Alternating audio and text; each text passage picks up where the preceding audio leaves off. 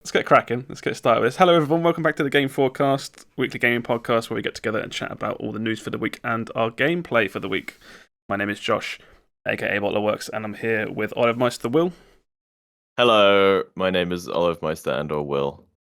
And Quikwix Steve. Hi, I'm Steve. It's almost Christmas and I've unpacked the mistletoe. And Sammeh. Hey, I'm Sam, and as per usual, I've only played one game this week. That's absolutely fine. I'm going to piggyback off of Steve's comment quick. Has anyone got out Christmas decorations yet, or is it still too early? Yeah, it's 3 days away. Yes, it's still too early. Yeah. Yes, I've been listening to Christmas songs since the start of November. No, I haven't got any out, and nor will I. Yeah. What Christmas song though, Sam? What Christmas song? All of them, mate. You got a bit of Bublé in there. Bit of Bublé. Are you listening to Bublé, the to Christmas be song honest. though? You gotta pay attention to the Bublé, don't you? That's Yeah, everyone says doesn't that. he wake up for like 6 weeks a year just to do some Christmas Yeah. songs, then he goes back to hibernation. Yeah, they put him back in his casket. Yeah. And he sleeps for another 11 months. Like a vampire. Yeah. No, because my like family group chat has started lighting up now with like, oh, the Christmas decorations out. Oh, look at all the lights. I'm like, it's still November, but I guess Yeah. people get on it nice and early, don't they? I love the Christmas festivities, but Yes. I'm not putting up all the stuff. It's just not what I do. Well, My Go I for was it. gonna say my favourite Christmas time is like when the German markets are up, the Christmas markets, and it's Yeah, that's where I'm like, oh, that's where I want to be. but they're up now. At least where I They am. are up They're- somewhere, but they're all- that requires going out. So It's still like rainy and gross. It doesn't feel like it's cold. dark so quickly. Yeah, that is true. That is true. I kind of like that though. Everyone always like complains it gets dark really early. I'm like, oh, I kind of like it when it gets nice and dark in the evening. It makes it feel like nighttime as opposed to not just being like daylight till like 9, Yeah, but 10 p.m. you say that, but it's like getting dark at like 5, 6 p.m. right now. So. If by that you mean 4 p.m. Yeah. I leave work at like 4:15 to get my train, and it's like, the street lights are on. Yeah. Because if they weren't, I wouldn't be able to see. No, I do kind of like it. All right, let's we'll get into some stuff. I'm going to jump straight into Will because I'm actually quite curious about what you've got about your game this week. You said earlier you've been playing a little our games, right? new indie game. Well, new-ish. It's newish. It counts. It counts. I've been playing Somerville from the creators of... Actually, I never checked. I heard somewhere this was from the creators of Limbo and Inside. But I never actually went and checked. I just assumed. I heard that as when well. you're I just playing assumed. it, yeah, right. But because when you're playing it, you're like, this feels like it takes a lot from Dark Tide, Inside and Limbo, and it's okay. Oh no, just okay. Ooh. It like aesthetically, this game is really really cool. It's a game about very much in the style of like Limbo and Inside. You're kind of just going from right to left this time. Yeah. But it does a lot more fun stuff where a lot of it is on a 2D plane. But then it will sort of, as you sort of turn a corner, the camera will zoom out a bit, and suddenly you're in like a fully 3D environment sort of thing. Okay. And it plays around a lot with perspective and stuff, and it's really good looking. Just it's super stylized, and it's got some really really cool effects that made my PC crumble a little bit under the strain, I think. Oh. But apart from that, it's a very simple. I'd struggle to even call it a puzzler. It's like you have you're a guy with your family, and aliens invade, and as you are you do a little intro segment where you're putting your kid to bed and trying to feed the dog, and then it's like, oh, something crash lands outside, and then you get a weird power, and you wake up and your family's gone, and you're sort of solving puzzles through. There's like this what's the like magnetic liquid? You know, Oh, there's like a word for it. like not. I was going to say mercury. No, there's like a ferro something liquid or I know, something. yeah, I know. And, I know what you're describing. Yeah. yeah, and it's like That sounds like science. you can there'll be like there's like a weird material in the world that's all solid, but you have the power to like melt it by pointing lights at it. So you'll do things like you come out of your room and you're like shut, you're like trapped in by all this stuff, and there's uh, a light bulb swinging from the ceiling, and you can grab the light bulb, and then you can walk around, and with your superpower, you can shine this light, and it melts all of That sounds cool. the stone that blocks you. But you can only go as far as the cable allows, and it plays around a lot with that. And then later on, you get stuff where you can like re-solidify it. So you'll do stuff like melt a bunch of it, which will flow into like a pit, and then that'll fill up, and then you harden it again, then you can walk across it, and it's like that's just neat. But it doesn't ever really get tricky. Yeah. And the only ways it does get tricky is in the game not being clear what you can and can't interact with. There was one specific puzzle that when I went to look up like reviews for this online, apparently this was a common complaint. Everybody got stuck on this puzzle where you have to do this thing where there's a fire truck and it's like collapsed, and you have to use a jack to like crank it and raise it up. But then what it doesn't tell you is you then have to crawl under it, and everybody, all the comments online are like, it doesn't look like you can do it. It doesn't ever. I don't think you ever do it before. That's the like you have to crawl under something in a puzzle game. That's the worst. Yeah, and I fixed it. I finished it by complete accident when he like walked up to it and like crawled under it, and I was like, oh, sweet, okay, that's how I get. But there's a lot of that where it's where something like Limbo it's like really clear what you have to, you'll be like, that's a handle, that's obvious, that's a lever, etc. This can sometimes be like, you'll be wandering around and you'll be like, I don't know what it wants from me, and you get to that artsy sort of like for its own good. Yes, yeah. And it's like that puzzle game thing where you end up sort of wandering around a bit and just sort of being like, I'm gonna click on this and I'm gonna click on this, and then you click on something and he grabs it and you're like, oh, okay, it's this, something to do with this. What do you want? I've played so many puzzle games across my life where I've done like a certain solution after like being stuck for a while, and then when you get it, I've audibly out loud gone, oh my god. Yeah. Just the absolute disbelief that was the answer all along, and I don't feel like accomplished. I feel pissed off. It's the kind of puzzle where you don't feel smart for doing it. You just feel like relief because you accidentally figured it out and you can progress. The stories, it's all wordless, and I think that didn't really work for me because it's like, again, in something like a Limbo where it's so abstract, where it's like all black and white and everything is done by like shadows and silhouettes, that when no one talks, it's like, that's like a choice. But this is like, it's not obviously it's not photoreal, but this is like dealing with, you're like a father and you have a family and a dog and you meet characters and things, but no one says a word.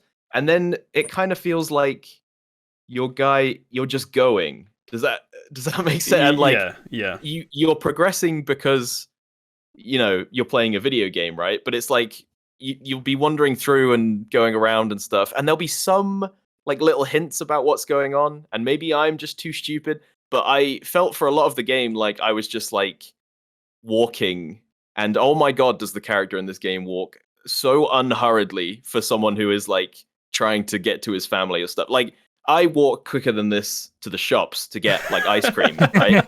This guy is, and there's like with games that are supposed to be about like not like necessarily walking simulators, but where like traveling and absorbing the environment is literally like part of the game, right? Yeah. And I feel like during those sections or those types of games, as soon as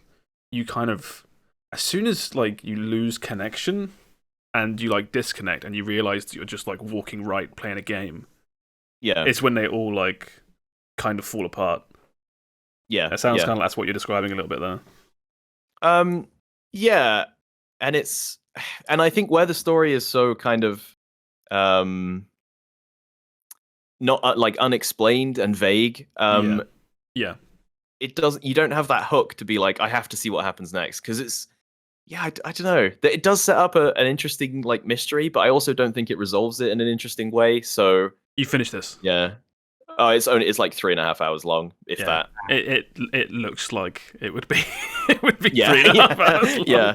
It has some really, really cool moments, but I just feel like too much of the game is like slog is the wrong word, but it especially has a bunch of moments where you'll walk into a room, you'll know the solution to the puzzle just because all the pieces are like there, but then the guy is like so slow to lumber about and do his thing that you're just like, if I could just press a button and be like, look, trust me, game, I solved this. Just let's move on. I want to see what's up next. You know.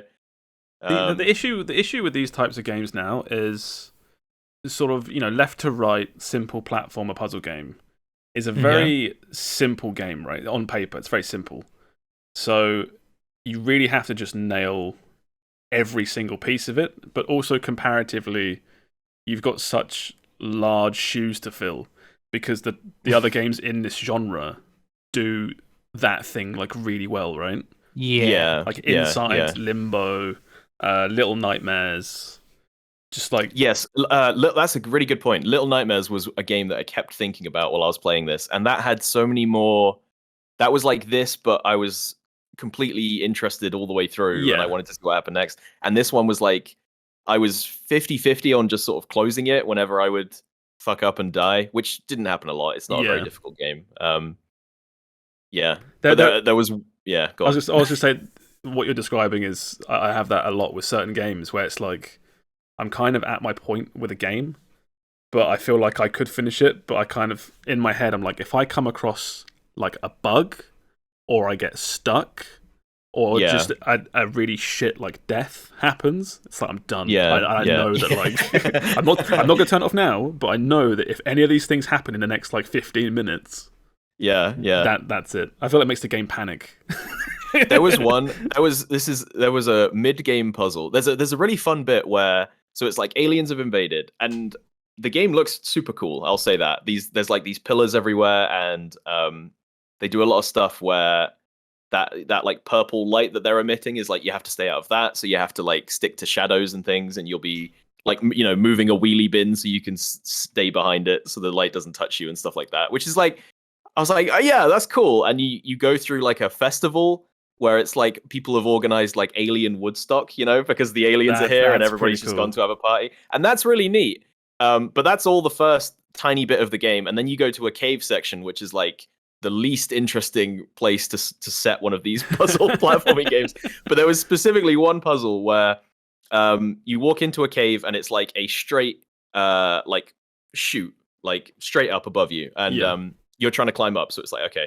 So you use your power to melt all this material into liquid, and it slowly starts filling it up, right? But you can swim, so it's not a problem. So the puzzle is essentially hold the button. So you're melting all this stuff, and then as you're getting higher, it's raising you up, which is melting more of the liquid near you. And it's like, okay, and you just sit there and you hold the button. But, it's not long, but it's like annoying enough. It's like 40 seconds or something. You're just like, what are you doing? And then right at the top, there is like a platform with a bunch of rocks on it that looks kind of loose. And as you get up to it, you melt enough, the structures break, and the rocks fall on you and kill you. And it puts you right back to the start. And it's like, wow, what a great fucking puzzle. And that was the closest I came to turning off the game. I was so mad. Did anyone play their own game with that? Yeah. I was like, lead with the falling rock puzzles so I know to look out for it. Don't just, because 40 seconds in holding a single button and not doing anything else. Like, I'm looking at my other monitor. I'm like checking emails and stuff. I'm like, all right, let's move it along. And then it just, fucking That sounds like the kind of thing where the people that playtest it are the devs that have made it, and they've done that one section like 150 times, and they're like, hold the button, dodge the obvious rocks, easy, Never considering that you get sent back like a whole minute or something. Yeah. Or it's some guy who's like, you will pay attention to my artistic vision, or I will kill you and send you back. Let this be a lesson. Yeah. I like, if the aesthetic looks interesting, I'd say it hard carries this game, because there is some. It's set in a really nice like English town as well. I think that's what Somerville is. As soon as you said be. like wheelie bin, Yeah. It puts like a. Go on, Steve. I'm looking at the screenshot, and it's just reminding me of Digimon Season 2, where there's like, towers all over the place, and also kind of War of the Worlds with the. It's very War of the Worlds, not very Digimon. It's very Digimon War Season 2. But yeah, very War of the Worlds, where it's like kind of miserable, and you're just sort of, it's like, oh, it's just people left, and then So yeah, if the aesthetic looks interesting to you, and you like the idea of seeing like a weirdly charming like old British church in a game like this, which was, I don't know, like I feel like we ran up to this bit where you're being chased and you run into a church that looks like it's right out of like where I lived, you know. It's like they could have shot on location and taken that right out of my hometown. So that was just, I don't know, yeah, it was weirdly nice. And it's like 3 hours long. I'd say give it a shot. It's on Game Pass. This is the type of game that sits on my backlist, and my backlog, and then like 2 years from now, I'll see like an article, and it'll be like top 10 games you missed from 2022. Number 7, Somerville. I think this would sit around, number 7 on that list.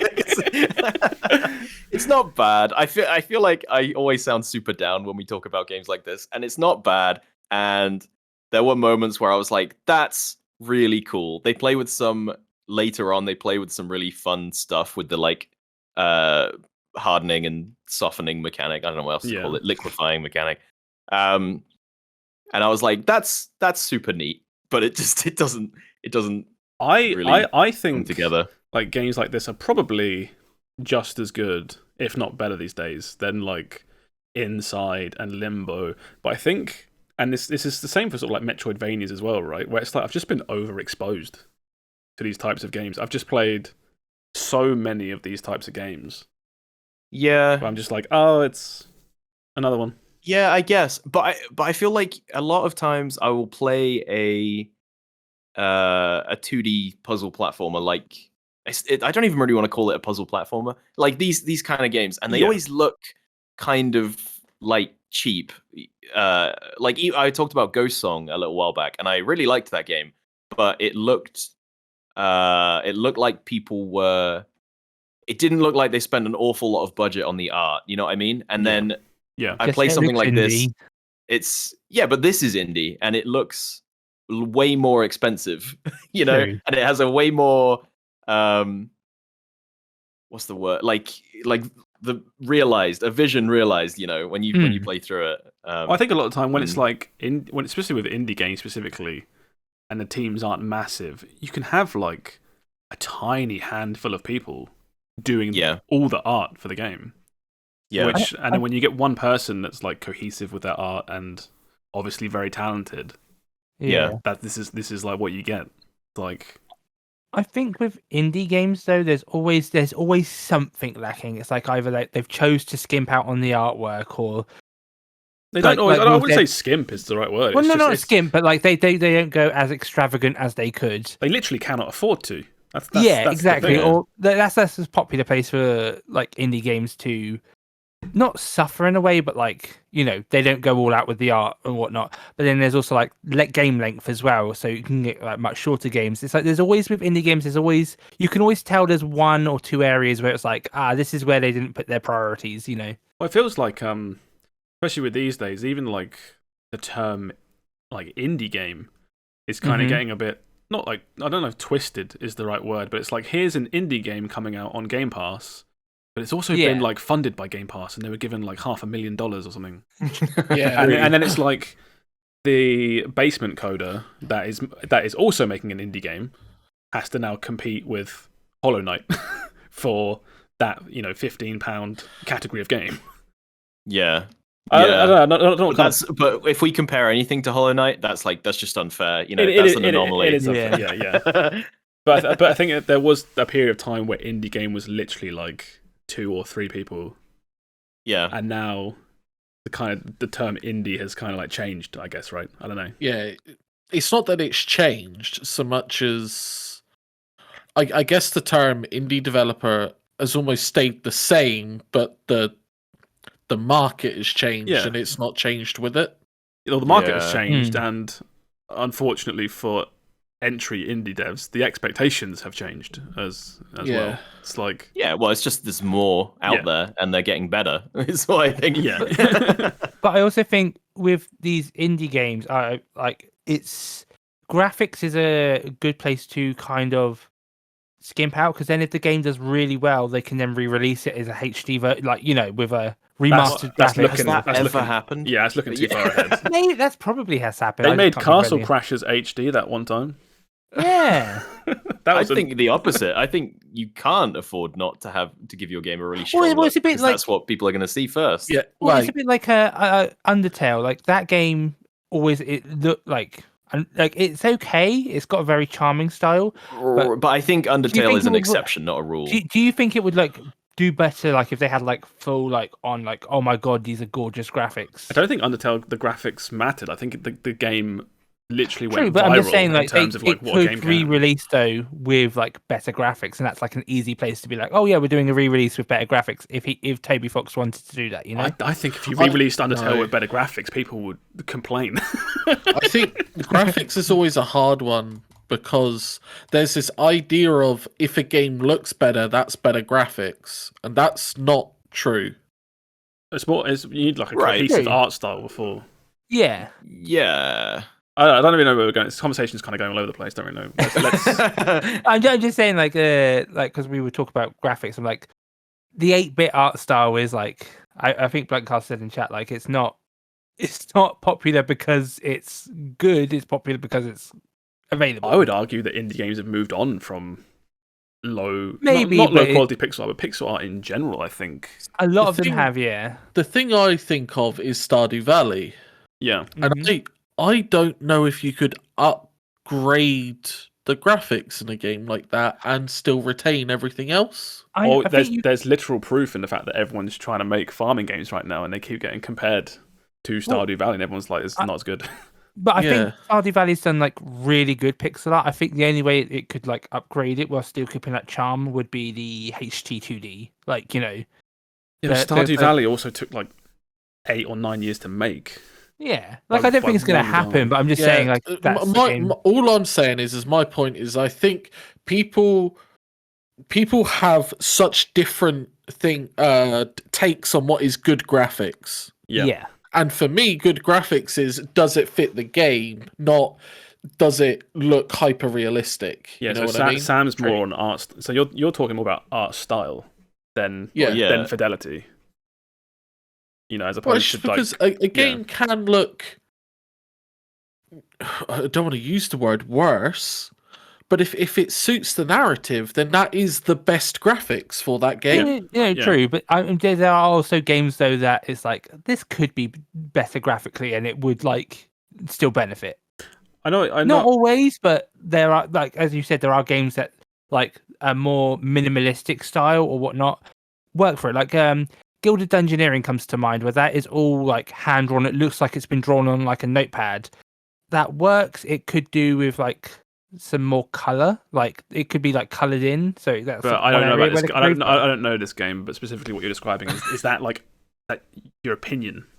Yes. No, I think that's the thing. It sounds very personal. Yeah, I'm just saying. But that it's a weird one where I'm just I feel just graphics for indie games, it's you sometimes it fits the narrative, but sometimes you're oh yeah, they've gone this route because it's an easy route to go. And but then I think we all just named a whole bunch of indie games where the graphics or the art style was one of their strongest. But components. There's a lot of really shitty looking indie games. I get it. I did say sometimes. It wasn't a blanket statement. But then it's some games look shit. Think about Undertale and what was the other one? Stardew Valley. It's no, those games they look great. Picked their style and did it really, really well. That's why people flock to them. Yeah. But then I'll go to Steve's point. The one that I think of is RPG Maker. how many fucking games are made in RPG Maker 5? And I'm there Yeah. like, the fuck is this shit? There were so many. Not recently, thank God, but like there was like a couple years ago. It was just you would see RPG Maker games and you would just gloss over them because you're like, oh, okay, yeah, that's. Which ones specifically do you remember? I can't actually think of a lot. No one remembers them because no one plays them. Was especially because I follow the genre RPG. Yeah. My store page just kept getting littered with, and I mean hundreds of games that are just made in RPG Maker 5. All have the exact same graphics with the exact same style. Yeah, all I think of is there's one called To the Moon. Maybe, but that's an RPG Maker game, but that's a really that's good the one. thing was because people could easily recognize it. They were like, okay, yeah, we're skipping these. No one played them because it was like, oh, it's RPG Maker. But that's just like that's like games that game engines have had that problem forever. Like Unreal had that problem, Unity had that problem, where the first couple of generations of that engine, where everybody was like, "Oh, I can just make a Space Marine and put him in anything," and it's like, yeah, but then all your games kind of end up looking the same. Yeah. I think that was Steve's point. People were getting lazy in that regard. But it's. This conversation is all over the It's place. all over. But It's it's like not a laziness, is it? When it comes to indie, is it? It's they just don't have the resources, and that's why they're using something like RPG Maker because they want to make an RPG, but they can't. There's no chance in hell of them like budgeting their own engine and art. Well, there's and also stuff the like fact that. with RPG Maker where you might not be the world's best programmer, and you're an entry programmer. It's just like, well, I still want to make my game. Yeah. So, this is kind of all over the place. We'll Anyway, Somerville actually looks fantastic. Yeah. I'd give it a look if it interests you. All right, what have you been playing, Sam? All right, a game that doesn't look fantastic, but plays fucking fantastically. It's Pokemon.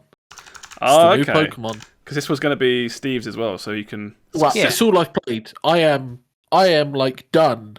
Like I'm still playing it because I love it. Right. But I have finished every single story beat. I have done all of the post game. I have a team of level 100s. What the fuck? Jesus. I've done Touch grass, the IV, the EV training. I've gone hard, mates. I've finished hard. Very quickly before we hop into this. Last week we had the discussion which was about basically the reception and launch of Pokemon, right? Which was the bugs. It was the kind of discussion around like how does this happen, blah, blah, blah. I'll let you both go ham this week about actual gameplay, as opposed to me being toxic every 2 minutes. Trust me, mate. The game still looks like shit. The game still runs like shit. And as Pokemon fans, we deserve better. Yes.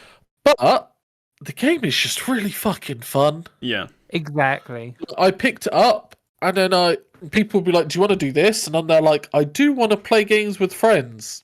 Yeah. I do also want to carry on playing Pokemon." So we have both copies. Laura has Violet, and I have rented a copy of Scarlet, and we're kind of like we're going through it slowly as much as you can co-op, because this game doesn't support like full co-op, right? You can jump into each other's. You can jump into each other's worlds, but you can't like do a gym at the same time. Both fight it. You have to like do your own stuff still.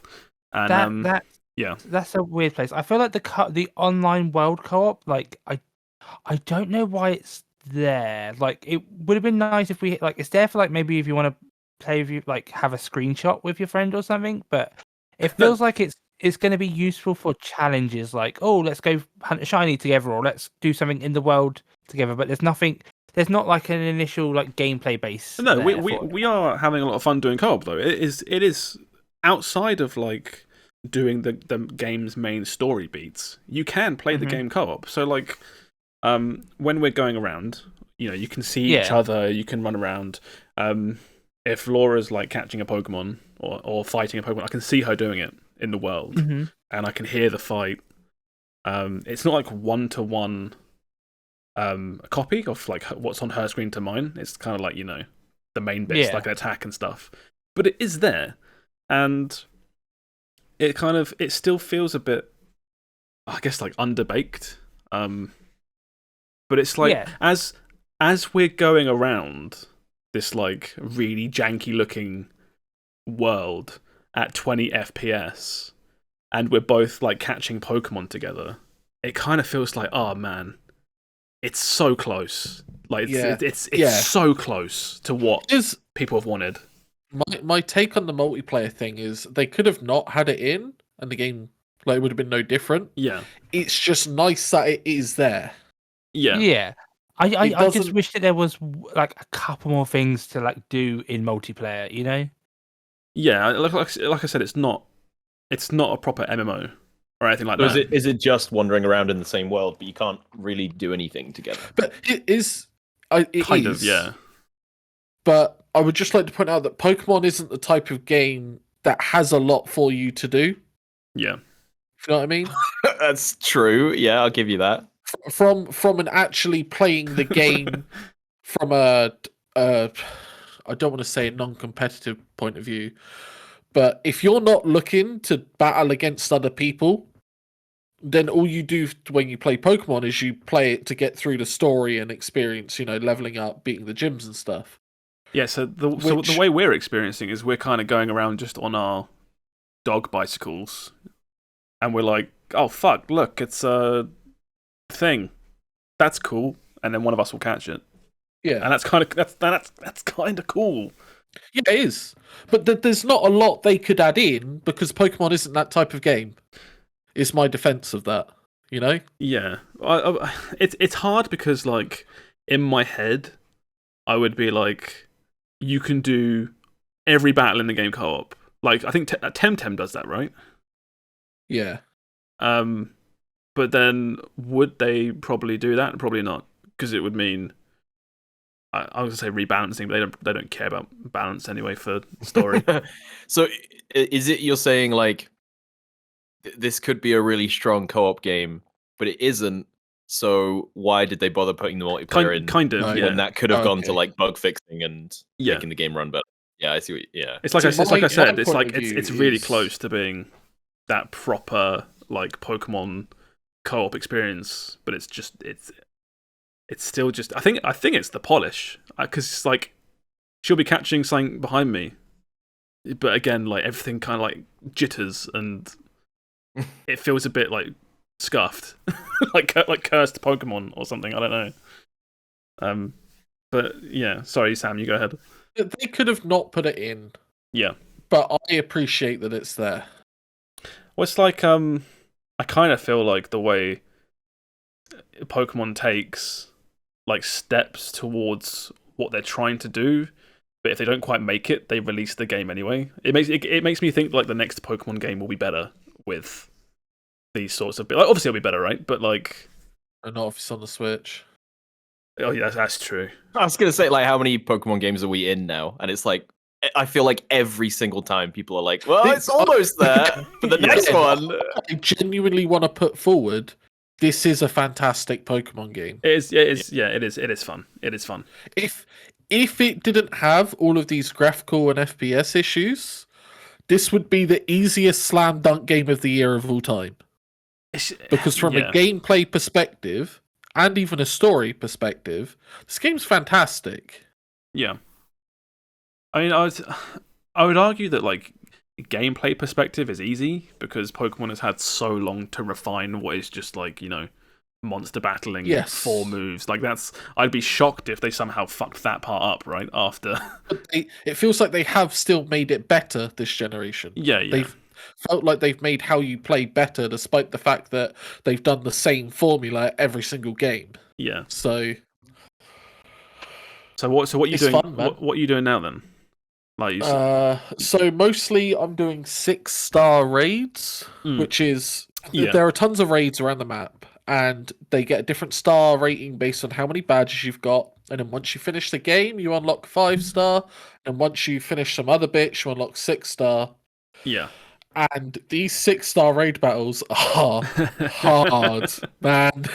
The whole reason I've got a team of level 100s like fully trained for competitive battling, it's because I fucking need them Yeah. to do these terror raid battles. Like, they are hard. Today, so what's the point of doing these battles? Are they exclusive Pokemon in Well, those? it's Pokemon which have that terrestrializing type of whatever it is when you turn up. You get there's a ton of items that you can only get from doing 5 and 6 star raids. Right. Like, for example, one of the items I just got lets me change one of my Pokemon's abilities to its hidden ability. Don't know what that means. So Pokemon can have 1 or 2 abilities and they have a hidden ability. And pretty much the only way to get hidden abilities is to do a fuck ton of breeding. And this item just takes that out. You no longer have to breed 50 billion Pokemon so that you get your hidden ability, blah, blah, blah. That's fair enough. Okay. That's cool. And then there's another guy, which if you give bottle caps, says, okay, I've hyper trained your Pokemon. So it's one of its IVs, which is just a metric that Pokemon has for how it measures stats. He just maxes it out, which is another thing you had to do fuck tons of breeding for to get the best possible Pokemon. And now you just do raid battles and you get all the items. And then little Timmy that you've been walking around with all game long, fucking shit up with, you can make him a complete 100% competitive beast. Absolute Chad competitive Timmy. Or Jimmy, whatever it was. Fuck. You don't have to get like a crazy Ditto and breed it out and make like 1 billion of them and this, that, the other. Yeah. You can just take the Pokemon that you've been using and make him 100% competitively viable.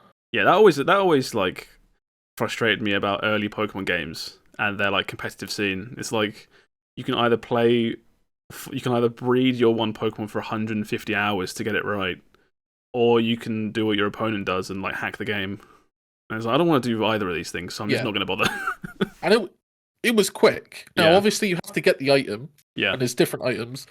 But yeah, it's really cool to just run around and do those. And I want to try the multiplayer stuff. That's why I hit you and Steve up.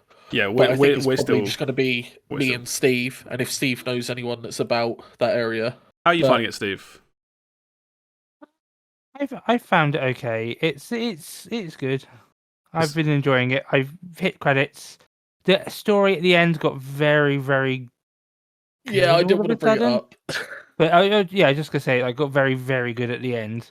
But yeah, I've just been having fun with good it, at the end. Oh, it's the opposite. I apologise. Oh, so Sam hates it, but I think the story all the way through was perfect, like genuinely perfect. And in the end, I was like, why does Pokemon always have to do this? Like, that's how I felt. You fight God. Just like, so you go to the dark realm or some shit. Because that's what we're playing. Me and Aaron are playing through Arceus at the moment, and in some ways, it's a nice, fun change of pace from regular Pokemon. Because it's in this world, it's like a prequel, right? Where it's before Pokemon have been like accepted into society. So everyone's like, ooh, I don't know about this. And then you show up and you're like, no, look, they're fun. They can lift rocks and stuff like that. Yeah. But then there's this fucking weird subplot where you're actually from the future and you've been tasked by God to be sent back in time and teach people about the way. And it's like, why do any of this? I don't care about any of this. All of that is to explain the fact that you have a mobile phone as a map.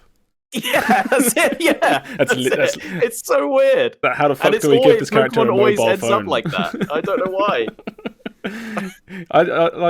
I appreciated Arceus for the fact that I could literally play it as a third-person shooter. Like that. I can't believe you did that. I'm actually really enjoying Arceus just because I feel like in the other games there's so much faffing around whenever someone like, you get into a fight and then it loads the fight and then you fight in this one it's like I just cruise by, drop a bunch of Pokeballs and catch a bunch of guys. It's great. Literally, I would play all the ones we don't like. I'd play. Sorry, I told you Arceus was great. Yeah, it's pretty fun. I would play Arceus as just like, it's like, oh, make sure you sneak so you increase your chances of catching. And I'm like, I sprint past everything, just chuck a ball. If it catches it, great. If not, don't care. I've already moved on to the next one. Yeah, that's what me and Aaron have been doing. It's like, oh, what? I didn't catch this Geodude, dude. There's like 7 more over there. Who fucking cares? Let's keep going. Go. I want to hear more from Steve. Steve's like the resident Pokemon man. Has it got legs? Do you think? It's got legs. I'm like at the moment I'm just waiting for a patch for it though. Or like a Like, performance hopefully- patch. Yeah, hopefully performance patch because there's also some notable bugs where apparently I saw like online on Twitter like they apparently online battles all use the same seed or something, so it means I that like saw one hit this. KO moves are very predictable. That's Like, you could- that's What? that's or gotta be a something bug. like Like, that. you can Yeah, tell that's when something's going to definitely crit and stuff like Well, that. yeah, well, it's just that you know that if you use a one-hit KO move on this turn, it will automatically hit, or it's guaranteed to hit, or something. Someone's Like not it's seeding Rand. Oh, that's weird. something That's like that. It's and, really weird. Okay. Yeah, like I've been enjoying it. I finished the game. Well, I finished the main story. I'm just going around getting like trying to fill up my Pokédex and also do some research into what I want to build competitively. But yeah, that's about it. How big is What's the your- dex in this? 400. That it? Is it 400 on the dot or? I think it's 400 on the dot, but there is already data mined that there are Pokemon that will be added in home when it comes in early next year. That would mostly be legendaries, but there are a couple of older ones. And then, of course, we'll get DLC, which there is like an area on the map which is kind of like everywhere looks normal except for there's one area that's kind of like sectioned off in the top right corner. There's a big like blue area, and it's like, that's It's all obviously Unreal DLC. Engine, purple and white square textures. Oh, yeah. No, like it's on the map. I haven't been there yet, but yeah, that's probably going to be. Did DLC Sword and area. Shield ever get the full dex? No, Sword and Shield did miss did miss a bunch of Pokemon. Apparently, because of Legends Arceus and Diamond and Pearl, there is now only like a small handful of Pokemon that are Gen 5 and above who Yeah. have not been on a Switch game yet. So there's pretty probably a funny. good chance those Pokemon will be in for sure, like in DLC. So some Pokemon don't have 3D models. Technically. Not in a game yet. Yeah. So they still only exist in sprite Like mode. it's the other than Sammeh, it's because he's got the Arceus model. Like Superior and Embor don't have, so they're like What? probably be very good candidates to be in DLC. Starters for other Gen Pokemon 5, for Gen yeah. 5 aren't in any 3D form. Mm-hmm. Well, What the on fuck? the Switch at least. That's mad. They were in Sun and Moon, so Oh, so they they do got have janky. some sort They of got 3D. janky N64 models. But yeah, so it's just like I'm enjoying it. I'm just waiting for the expansion now. I will say there was also a tonal. This is going to be a spoiler for the first gym of the game, Yeah. but this applies to a lot of characters in the game. There is like a weird tonal shift. Like I'm not sure. The first gym is set in a town where the whole thing is they are obsessed with olives. Yeah. So there is an olive Pokemon Don't let it go who to your is head, grass. Will. Story of my life. Is. But there's an olive Pokemon who's grass, and then so you're like, oh, is the gym leader going to be grass? Nope. And then it's like, oh, the gym leader's a pastry chef. Doesn't really go with the olives, but she seems more desserty. But it's like, oh, there's also a pastry Pokemon, Fido, who's a fairy type. It's like, oh, she can be fairy type. No, she's bug type, and it's like, and there's so many Oh, characters. She put bugs in the muffins. Hold on, yeah, I can't wait for the Vati video about this NPC, But this there- Pokemon trailer. Prepare to cry, bug pastry chef lady. There are so many characters who are like what they look, what they do, and what their Pokemon types are totally like weird. Don't go together at all, and it's like that was a weird one. That's I'm where just like- that's where the competitive random seed went into the fucking gym leaders. Yeah, The only bad thing about the gym leaders is it doesn't scale. Yeah. So there Yes, is a order to do them in, because otherwise you're a technical You know, order. Yeah, doing a level 30 gym and then doing a level 20 gym, you know? Yeah, it's not. Yeah, It's not Breath you- of the Wild where you can actually go anywhere if you want to. You kind of can't. no. No, you I can. saw. Well, Yeah, you can. you can, but you have no reason to because you can't do the stuff that's there. Yeah. Well, I mean, I still did a gym which was technically the 7th gym, and I did it 5th. Oh, okay, that's kind of cool. But that put me in that weird spot where I was like, well, the next 2 gyms that I just did were cakewalks. Yeah. Yeah, I was gonna say Because- it's Yeah. also like for the gyms in this game. I believe it's even for traded or non-traded Pokemon, the gym badges are your level requirements. So like the first gym badge you get lets you catch Pokemon up to 25 or something. Yeah. But because of the scaling world, you can get to areas where you're fighting level 50 Pokemon. Yeah. like, very I easily. got to about the 35 mark and then just beelined all the gyms. Because I was tired of not being able to catch Pokemon because they were higher level than the gyms I had. Also, it's not that you can't control them. It's just it straight up says like, no. Oh, you can. You can catch them. Yeah. It's just much harder. hard. Oh, okay. And I because I've watched someone catch level 50 first go with 0 gym badges, and I was like, that's really fucking annoying. And then they couldn't use them. Oh, it's going to be a fucking speedrun strat.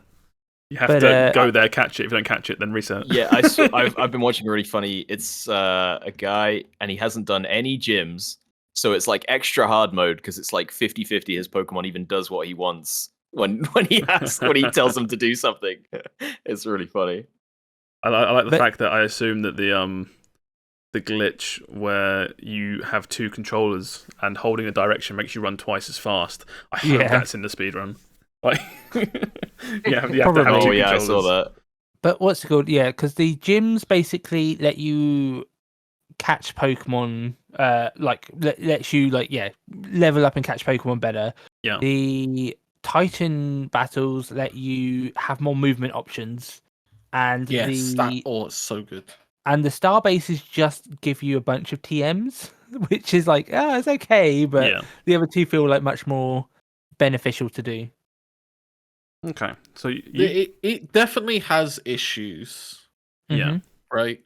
But it's when you're just playing the game, you're having a blast.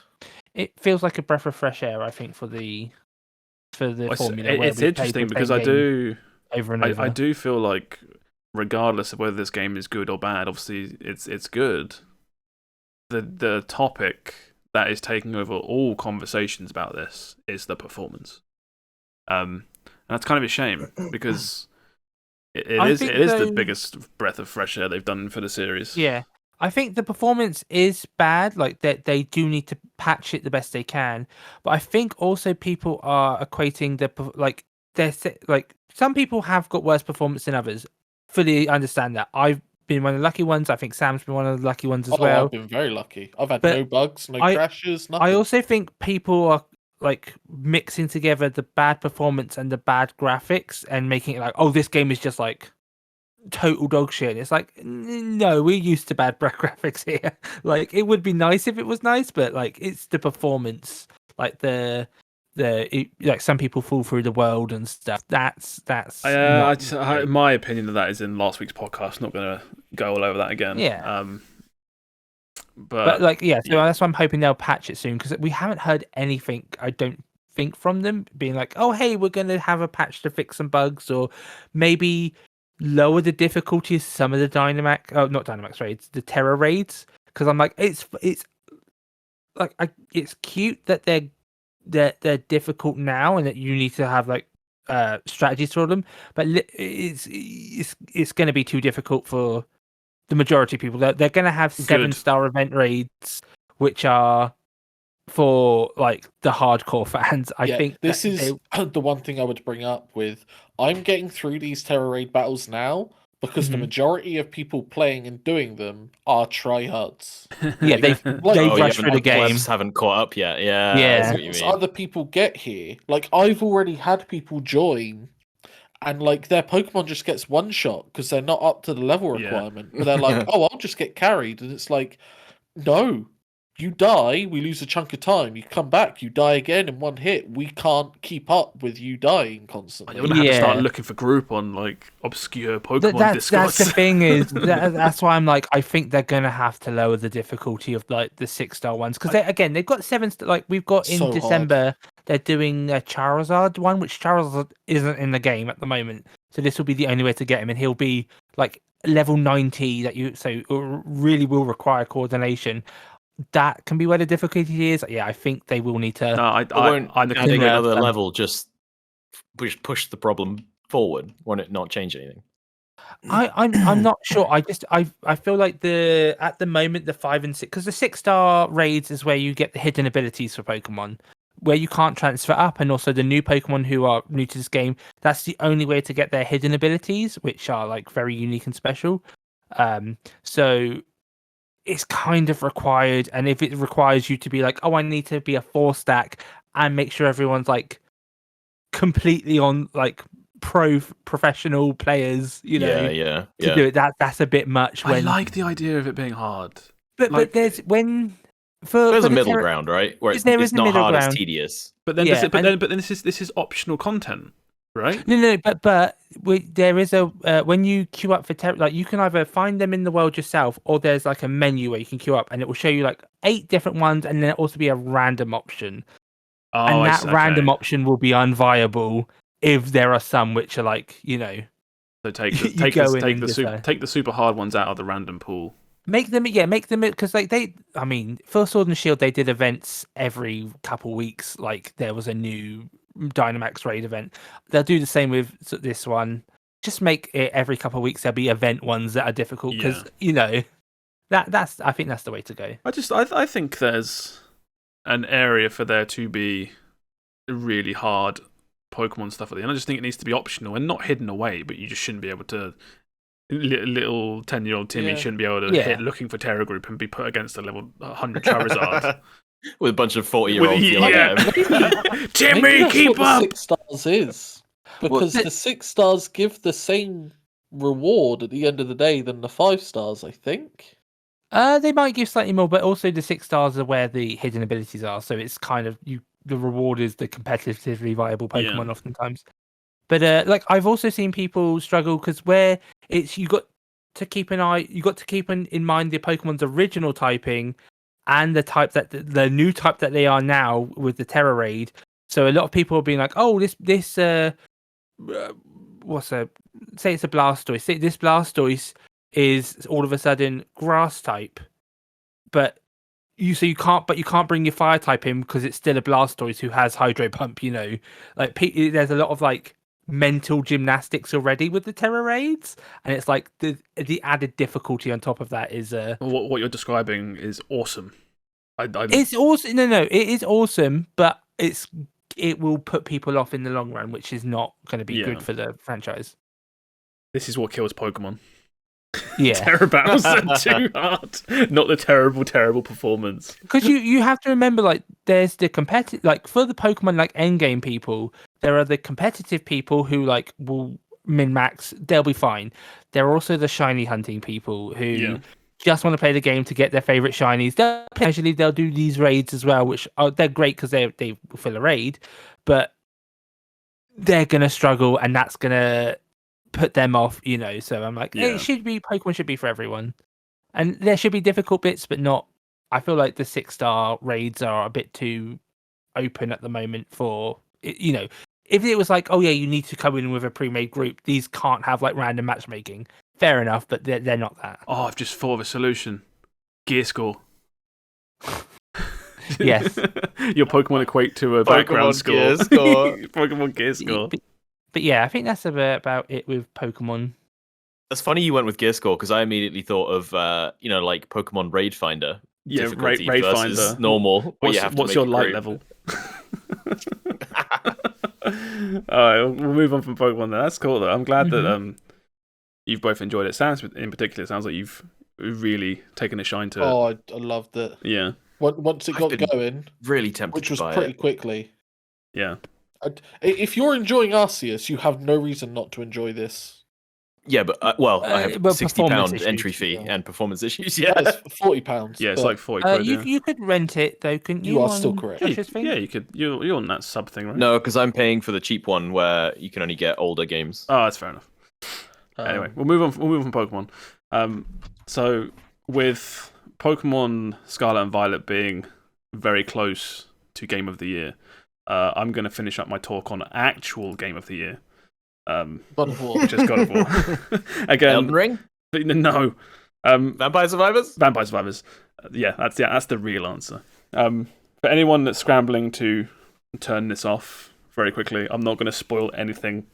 I would not want to spoil anything in the first place because I would want people to experience this. But I've got a few like final thoughts now that I have actually finished it. So I've finished the game entirely, and I've done all of the like post-game stuff, like wrap-up stuff, outside of like, like GTA find 100 hidden packages that are scurried around the world. Like, fuck that, I'm not doing that. I ain't got time for that. Yeah. Oh yeah. Haven't done that. What was it in the first God of War? It was like the Odin's Ravens or something, wasn't it? It is still Odin's Ravens. Right. Oh, they're still kicking around. Oh, and, yeah, and that ties into what I want to say in conclusion about Ragnarok, really, is that obviously this game is a sequel to God of War 2018, but it feels a lot like, I think of like Assassin's Creed 2 and like Lord of the Rings Shadow of War to Shadow of Mordor.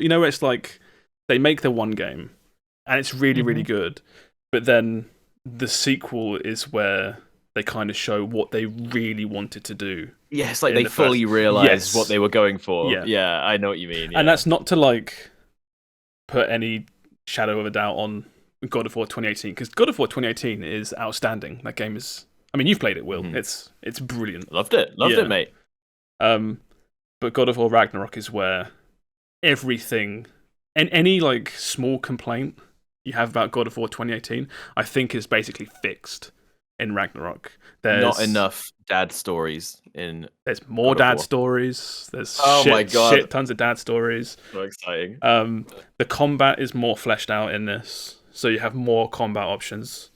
I think one of the big problems of God of War 2018 was enemy variety, whereas in this there's so many enemies in Ragnarok, like different types that are interesting, that involve tackling them in different ways. So it's just like the whole combat part just feels completely realized with Ragnarok, which is really good. Yeah, it's really, really good. I kind of have.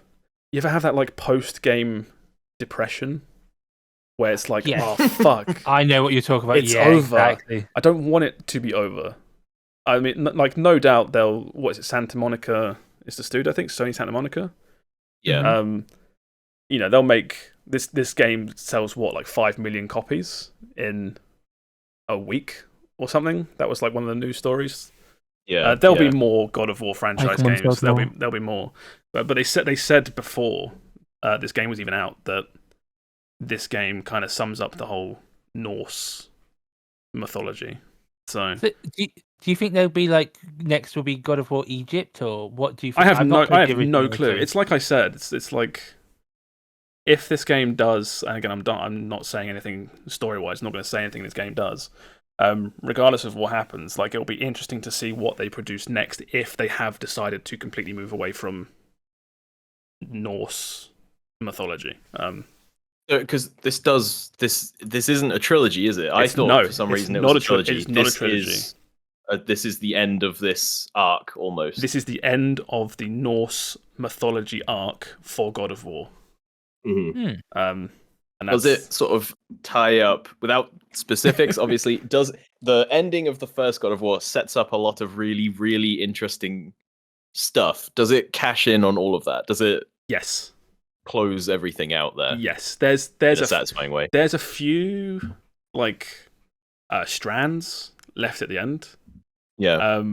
Which maybe DLC if they're moving away from like Norse, maybe DLC. DLC is going to be just Kratos bitch slapping Jesus. Yeah, he's going to heaven. He's going to take on fucking Christianity. No. Yeah. It does wrap everything up. And I'm, it's very satisfying. I'm very happy with it. Like I said, I have that post-game depression. I'm really sad that it's over. The characters are so good. They're so good.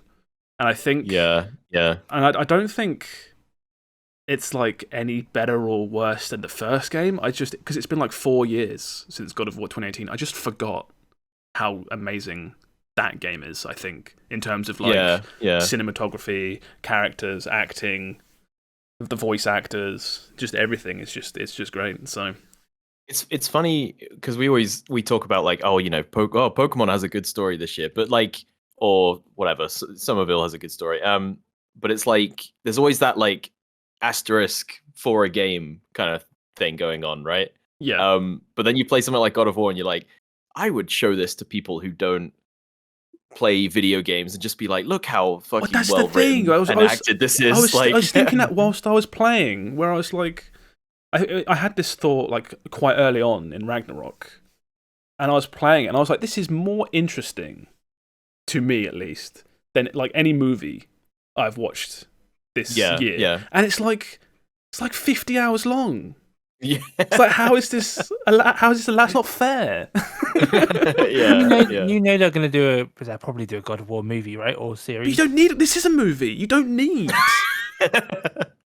Like that's not even to discredit the game, because the game part is amazing, but just like in terms of everything around it, it's just so high quality. It's actually insane. It's like it's like comparing to the whole Pokemon thing again with performance. There's not a single hair out of place in this game. It's like Kratos does that have many hairs, doesn't he? Wait, yeah, he's got lots of beard hairs. You seen his beard? Yeah, what the fuck? But it's a stick on. But it's like the game. I'm playing it on PS5, so I can't speak for the PS4 version. But it's like locked 60 all the way through, like not a single dip. It looks amazing. On top of the fact that just everything else is just great. It's just, I don't know. This game could have come out in January, and it would be my game of the year for this year. The real question is though, when they do release the movie, will it be Vin Diesel or The Rock? No, you get the guy that voices Kratos. Have you seen him in real life? Dude's a monster. Aren't Kratos and that dude though very different skin tones? Well, Kratos is covered with the ashes of his dead family, so that's why. I guess that could work then, yeah. Learn the lore, Steve. When you play the first one, wait, is it story wise? You see him as like his default skin color, and then before he gets like he's cursed. just pure white because he gave he became a servant of Ares, right? No, so I've gone down so many rabbit holes since finishing Ragnarok. I know all the backstory now to God of War. He fights for Ares, and he gets tricked by Ares into burning down a church, I think, or like a hut or something. And it contains, inside the hut is his wife and child. This is from the Olympus arc. And he accidentally kills them. And Ares does that to make him more loyal, so he has no more ties to mortality. And then when he comes out, some crazy like witch of the village casts a curse on him, and he gets completely covered head to toe with the ashes of his burnt family. It's fucking hardcore. Okay, but what about the part with where he bangs all those harpies? Yeah, that's God of War 2, I think, at the start. That's character building. That's character development.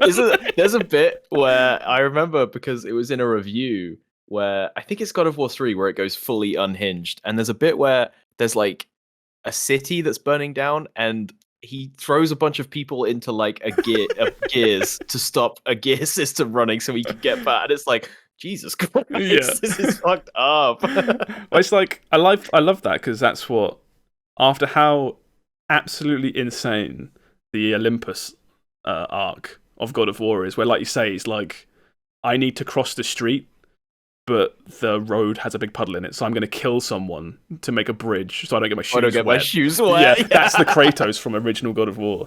And the whole arc of, got this new Kratos, bearded dad Kratos, is, it's like, I don't do that anymore. The one thing, it's not a spoiler, but it comes up a lot more in this one compared to God of War 2018. He talks a lot more about Olympus in this one, which is really cool. Yes. Because the whole thing with the first one, as in God of War 2018, is like, why is he here? Is this the same Kratos? Like, what is going on here? But because it's the next one, and that, it is all the same continuous story. He just like leans into it. So because it's quite a late game reveal in the last one that this is like, not that it's sort of always hinted that it's like a continuation. Yeah, but it's like 2/3 in where he gets of the first game. He gets the Blades of Chaos back, and it's like, okay, yeah. But that's what I like about this one, where it's like, it's a full sequel, but it's the continuation. So you start with the Blades of Chaos, like that bit's all done. You start with Mimir, hanging from your hip, the talky goat man head. Talky goat man Yeah. head. Yeah, He's one of the best parts of the original game, but he's introduced like halfway through, I think. But he's just here from the start, and they have really good banter. It's just really, really good. So The game's just incredible. it is incredible. It is. How much have you seen, Sam? Have you watched it? I have watched a lot and went down a few rabbit holes myself. Yeah, Because it's so good. it is amazing. Because Yeah, it's not only just a game that tells a story, it's kind of setting up, like, you clearly, like, you don't know, but you can see where they're trying to push the next, like, game. yeah. It's like Steve says, where it's almost like, haha, what's going to happen next? They're going to go to Egypt. It's like, well, they could. It's like, Yeah. like if What's the next pantheon you'd love him to tackle? I would love Egypt. I think, like, like fucking Ra and Osiris and Yeah, shit like that. That would be I really want cool. like Chinese, Oh, wind yeah, gods, yeah. and That would be cool. Yeah. he'd be so out of his element trying to explain. You get what's it? The monkey's staff and his cloud Nimbus. Oh, Yeah, and what's his name? Atreus. yeah. Atreus, the boy. Atreus has to explain anime to his dad. I'll be all for that. That'd be fucking sick. Art, okay. But yeah, Boy, what are you watching? it's called Naruto, Dad. It's fucking awesome. But yeah, this is just one of those amazing AAA games that comes out and you play it and you're just like, this is ridiculous. Yeah. This is actually Like, ridiculous. you hear God of War coming out and you're like, oh, that'll be a slam dunk, and you play it and you're like, yeah, this was a slam I feel dunk. like that's rare these days. It is rare. It is rarer. It is rarer. I feel like deliver. I feel like Bethesda announces Starfield or whatever, and I sort of roll my eyes and I'm like, oh yeah, okay, whatever, guys. But like, it's rare for a big AAA studio to release something and be like, yeah, this is kind of exactly what I wanted, and it's really good. Yeah, well, it's like the whole conversation for Game of the Year will be a fight between this and Elden Ring. Yeah, but and Stray. But with Elden Ring being a great game, I wasn't thinking about that for ages after I finished it. Whereas I will be thinking about this for a while, and there's like music from this game that I'm listening to a lot of, and there's like certain cutscenes that I really like that really like not resonated, but like they hit hard, and I was like, oh, I kind of want to watch that again and try and experience it. I can't experience it again, but I can fucking try. Are you gonna go through on harder difficulties and stuff, or are you... No, I think for now I am done. Yeah, like I said, I wrapped up. There's like these games always do. There's like 2 credits where you hit credits and then you do like a bunch of extra stuff at the end, and it's like, okay, here's your actual like credits kind of thing. Yeah, and I've hit proper credits. So, and as soon as I hit that, it's like, do you want to go like read a wiki and find ravens? And I'm like, not really. so I'm not going to do that. Is there a Valkyrie's equivalent in this? Yes, there is. Oh fuck! Of course there is. That was so fucking hard in the first one. So yeah, they're obviously not Valkyries. They don't just do Valkyries again. But there is a thing where I fought one of these bosses in the arena, and it was like, oh, Mimi's like, oh, we'll have to do the rest. And I'm like, oh, okay. And then as you're doing like 1 or 2 more, it's like, oh, I hear there might be a grand, awesome one at the end if you do it. Oh my god! It's like, oh, you're doing it again. It's like I said, this is just the first game, just like fully realized. Yeah. Basically, you'll love this when you do play it. You will adore this game. It is great. Yeah, can I borrow your PS5 and your TV and God of War? Yeah, I'll put it all in the post in a little envelope. Yeah, I'll just come stay with you for like a weekend. Yeah, and play through it. You can kip on the sofa. Yeah. But yeah, I hope it comes. I actually hope it comes to PC faster than the last one, because I just want more people to play it. Right? I'm not like the 10-year-old Josh that was like, "Hey, Wii's better, and you can't play." Fuck you, Xbox. No, fuck you. Yeah, it's just like this is so good, and I want tons of people to play this series because I would be surprised if they didn't. I feel like it's getting so much acclaim. They must be looking at that PC audience and being like, "We can just put it out." Like, I think it's the opposite. I think this is the system seller for a while. Yeah, you reckon? For PS5, yeah, I 100% do. Yeah, you're probably right. Like you said, I think you'll see you'll see Horizon 2 and the Last of Us series all on PC. Oh before yeah, you see. yeah, of course. I forgot. Yeah, they'll drip feed it. But yeah, so that's my final thoughts on Ragnarok. I welled up twice. Didn't cry, but it's good stuff. So yeah, so as I said, that's like my game of the year. But one thing we were going to go through last week that we ran out of time for was actual game of the year nominees. I think we did the game of the year, like we did the actual game of the year, but we didn't do some of the other ones. We haven't got to spend a whole lot of time on this, but I think there are some interesting ones here. Well, I was like, we should do the categories, and then I looked at how many categories there were, and I was like, I don't know any. It's like best esports coach, and I was like, I don't know any esports coaches. I would just literally be picking like, which one's the hottest one? Yeah, brilliant. So yeah, we should go through some of like the big headlines, like best game, game of the year, best. Well, I think I can just look at all the categories, right? There was a way to. Go for it. You click on view all categories there underneath nominees. Oh yeah. So what we got? Who's making a note of this? I'm gonna someone in the VOD. Can I new tab? I can just new tab ones that are interesting. So we'll pick a handful of ones I think are good. So let's do game of the year. Mm-hmm. Let's do game directions, kind of game of the year. Narrative, art, score and music, performance. Let's do action. Best ongoing, I think. Best ongoing. Well. Yeah, best ongoing. Because there's so many games of service. Role playing, fighting, skip family, sim strategy. Anyone care about that? Nah. Yeah, let's say Against the Storm is in there for Sam. We'll have a look. It's not going to be, but we'll have a look. Multiplayer. Content creator, am I in there? You're definitely not in there. Best adaptation is all the films and series. So I'm like, yeah, we should. Anticipated. You want to do adaptation? Yeah, that's all like the in case it's like Minions: Rise of Gru on PS5 or something. Exactly. Wait, did Arcane come out this year? It did, yes. Then, okay. We don't need to do adaptation. Easy. you say that, but there are also some good choices in there. Or without spoiling it, I assume Edge Runners is in there as well. Yep, and some movies as well. Not shifting. Let's have a look. Okay, so, game of the year for me. This is we did this. Yeah, last week. Really quickly. Yeah, but quick refresher. Yeah, God of War, easy for me. Yeah, just Elden Ring. Elden Ring, yep. Yeah, God of War. God of War.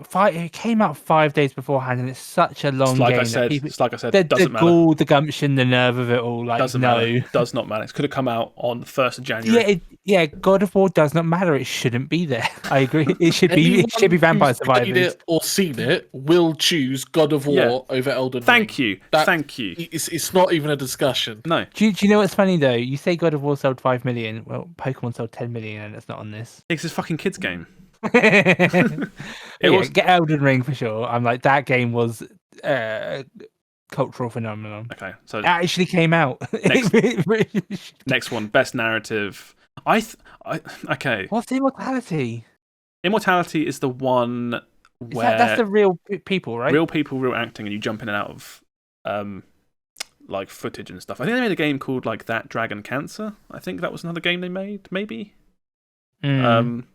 Might be. The only game I played here is Elden Ring, so I'm going to vote Elden Ring. I don't know if like Elden Ring for best narrative. It's not strong. There's no narrative in Elden Ring. I mean, I was going to say I would take God of War off Game of the Year if you took best narrative off of Elden Ring off of best narrative, because I love the story and world building of Elden Ring, but the narrative itself is the weakest part. Yeah, but that's the only game I've played.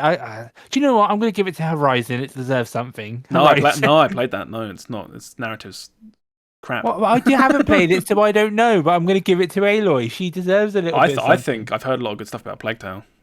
I hope that wins something. Next one, best art direction. Ooh. Scorn. Scorn's not a bad pick for this, actually. It's like the only thing it kind of has going for it. One thing it had going for it, yeah. Hang dong, yeah. Yeah, you hang dong and then the machine goes... Game of the year. Yeah. I'd probably give this one to Stray, for me. That's not a bad... Like, Stray, I think, was an average game. But yeah, the best thing it had going for it, like Scorn, was that it had really nice art.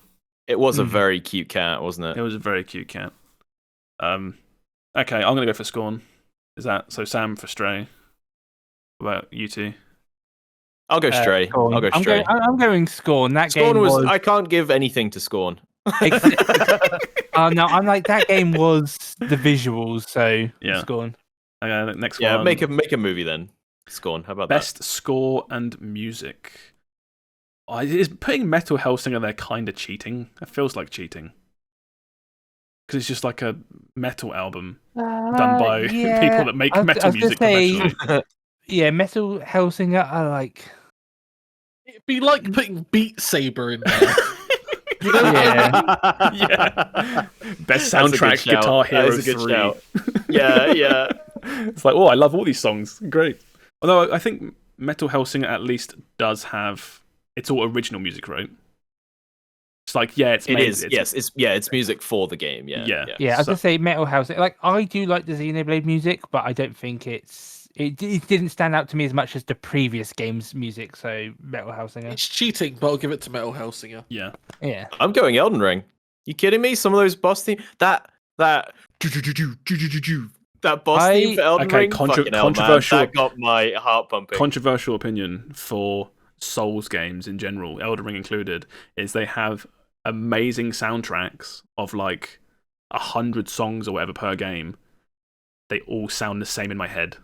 No, that's so wrong. I was going to say, I finished Elden Ring, and the only thing I can remember is the menu theme. I'm not saying they all are the same, but in my head, it's all like the same type of song over and over again. Like, well, yeah. Well, it has a theme. That's yeah, but that's like saying all Star Wars music is exactly the same. It's like, yeah, it all sounds like Star Wars. Yeah, music, but it's like that. It's like that times 500 songs. It's like I don't know. I'd say I'd listen to some of the Metal Hellsinger soundtrack, and that all sounded like metal music. It's a shame that Darktide isn't here, because I feel like Darktide would actually compete with Metal Hellsinger, because people. Yeah, it came out too late though, and it has the good graces not to just cheat though, Steve. So yeah, boy, I'm gonna slap your shit. Okay, I'm gonna go Metal Hellsinger for that one. Okay. Best performance. 2 God of War picks? That seems kind of cheating. I think God of War's in Dorito Pope's pocket this year. I've not seen any of these like in action or for the game. I wouldn't feel good. So I always forget that Ashley Birch is Aloy. It's Aloy, yeah. I always remember the Hey Ash, what you playing videos from like fucking Yes, 2002 or something. God, you what can an all old easily internet. bet that Christopher Judge is winning this, right? Hands Yeah, down. it's going to be him for sure. You don't think the kid's gonna get it? No. So it's Kratos'. It's Kratos' boy. Voice, That's what you remember is boy. He could just say that and it'll be he's won. You know. I remember. Father, you're on fire. There was a lot of that. Yeah. There's a line in Ragnarok where you just like you're going around on like the sled or something, and I can't remember what it is exactly, but it's like I think Mimir asks Kratos like, "Aren't you afraid like of just death generally?" And he says something like, "Death can have me when it earns me." And I was like, "Oh my god, it's so fucking cool! Why can't I have your voice?" Yeah, you're right. He is really good. Why isn't Jennifer Hale here for Bayonetta? That's literally like kicking the bee's nest. But yeah, I don't know. God of War will win, so God of War. Oh, Blunt says in chat that Atreus' voice is nauseatingly annoying. He's much better in this game now that he's older. Really? I didn't mind him. He graduates from kid to teenager kind of in this one, so it's just like he's just less kiddie, I guess. I don't know. Mm-hmm. Best action game. Why the fuck is Call of Duty here? Because there's not many other choices. Oh, Neon White though. What? Neon White? Sick. I'm gonna give it to Teenage Mutant Ninja This is Turtles. the Josh category, isn't it? This I'm is looking at this. literally- All games that Josh played and not me. I don't know what to pick because it's just like I love Neon White, but also Sifu was also really the only one I good. can give it to is Sifu. But then Teenage Mutant Ninja Turtles. I'm like, I love it when they do an old game well, and I feel like it was done well. what's that? Shredder's Revenge. Mm-hmm. I feel like Call of Duty being there is Cheating. weird.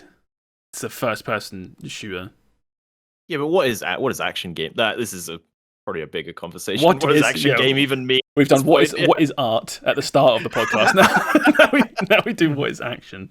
I give it to Sifu, I think, because it's the only one here that outside of Bayonetta and TMNT is probably actually. An Are we action predicting game. what we think is going to win, or what we? No, pick? it's what I want to win.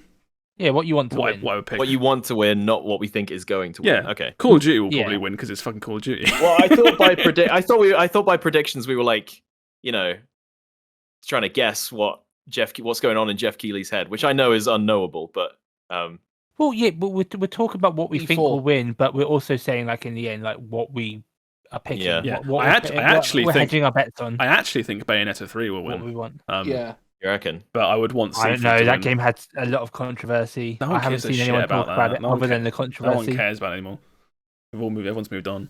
Everyone has moved on. Yeah. Best ongoing game.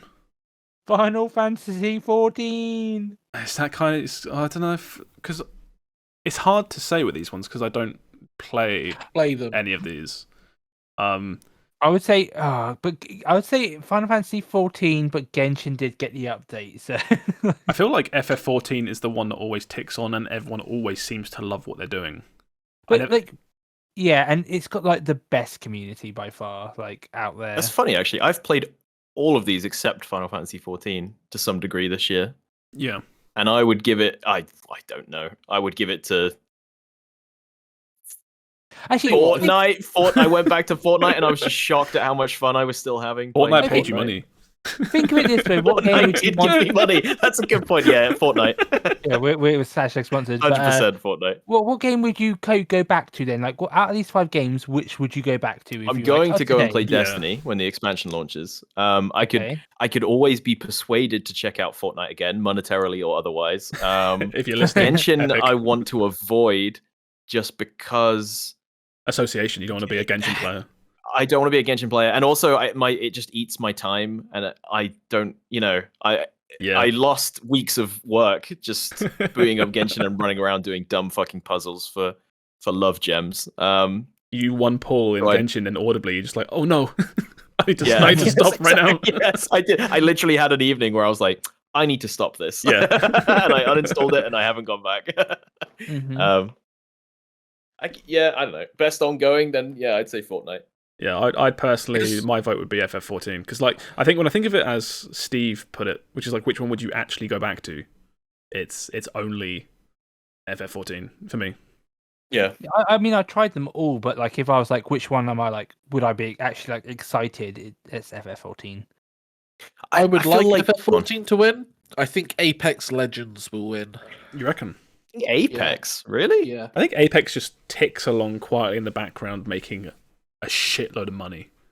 Yeah, but it's not. I feel like Apex plays second string to Fortnite, like all the time in terms of like I think- impact. I don't and... think it does anymore. No, I think it just coexists. It's just it's. I feel like Right, but they coexist in the way that like sharks and coral coexist, Yeah. where one is a lot of a bigger deal than the other. You I know? will say, I think Fortnite still does get the collabs where that's like very hype, especially to some people. But Apex, I think, has solidified itself in the shooter battle royale market. Like, Right, I know, but I feel like it's still behind. It doesn't. so you have think the Fortnite kind of- when I is still bigger. see- Yeah. when It's I see bigger, yeah. people when I see like the big streamers play shooters, it's like they'll maybe dip into Fortnite, but Apex they adore. Like Apex players, I And think. but I'm saying there's a whole world of Fortnite streamers Yeah. who don't care about you or us or Apex True. or anything, and it's beyond massive at this point. But then, if we were still. going straight by numbers, would Destiny even be? I guess it might be. You gotta fill the it's category hard out. to say. Destiny is ticking along just fine. It's getting a lot of players. Well, Destiny is Constantly top 10 of Steam's most played. Destiny is the game in that genre, right? In the like raiding MMO the- shooter game genre. Yeah, it's, it's that and the Division. So Rest in peace, Defiance. That was Like Hunt is my favorite casual / hardcore-ish extraction game. It's like, yeah, it's like 2. exactly. Yeah. But yeah, I would go for FF14. Next one. best role playing, I guess RPG, and yeah, Pokemon. Ooh. No Pokemon again. This is difficult. Well, there is a Pokemon one, but what I'm thinking now about like the whole cutoff date. It was the cutoff date literally between God of War and Pokemon, because Pokemon. I think so. Yeah. Yeah, it would be here. Pokemon. Yeah. I think for me, I love Pokemon, but like I wasn't I didn't get into the role playing of it. Like for me, Yeah. didn't even get into the role playing of Elden Ring, and the other like I've played a little bit of Xenoblade and Triangle Strategy. I think it's gonna have to go to Xenoblade. It's baffling to me that Elden Ring is here in what is essentially best. It's the best RPG category. I feel like basically. Yeah, like it's got a little description underneath for the best game design with rich player character customization, progression, including massively multiplayer experience. But Elden Ring is here, and it's not in the best action game category. Like that's fucking backwards to me. I think here's the big thing though. In Elden Ring, your character doesn't progress whatsoever. Mm-hmm. Hold up. Yeah. What? Wait, what? Say again. I missed that. Your character never speaks, right? There's no growth in your character. But role playing goes beyond like pure character growth, because I'm playing through Arceus right now, and my character doesn't say a word. I would say the exact same thing for Arceus in particular.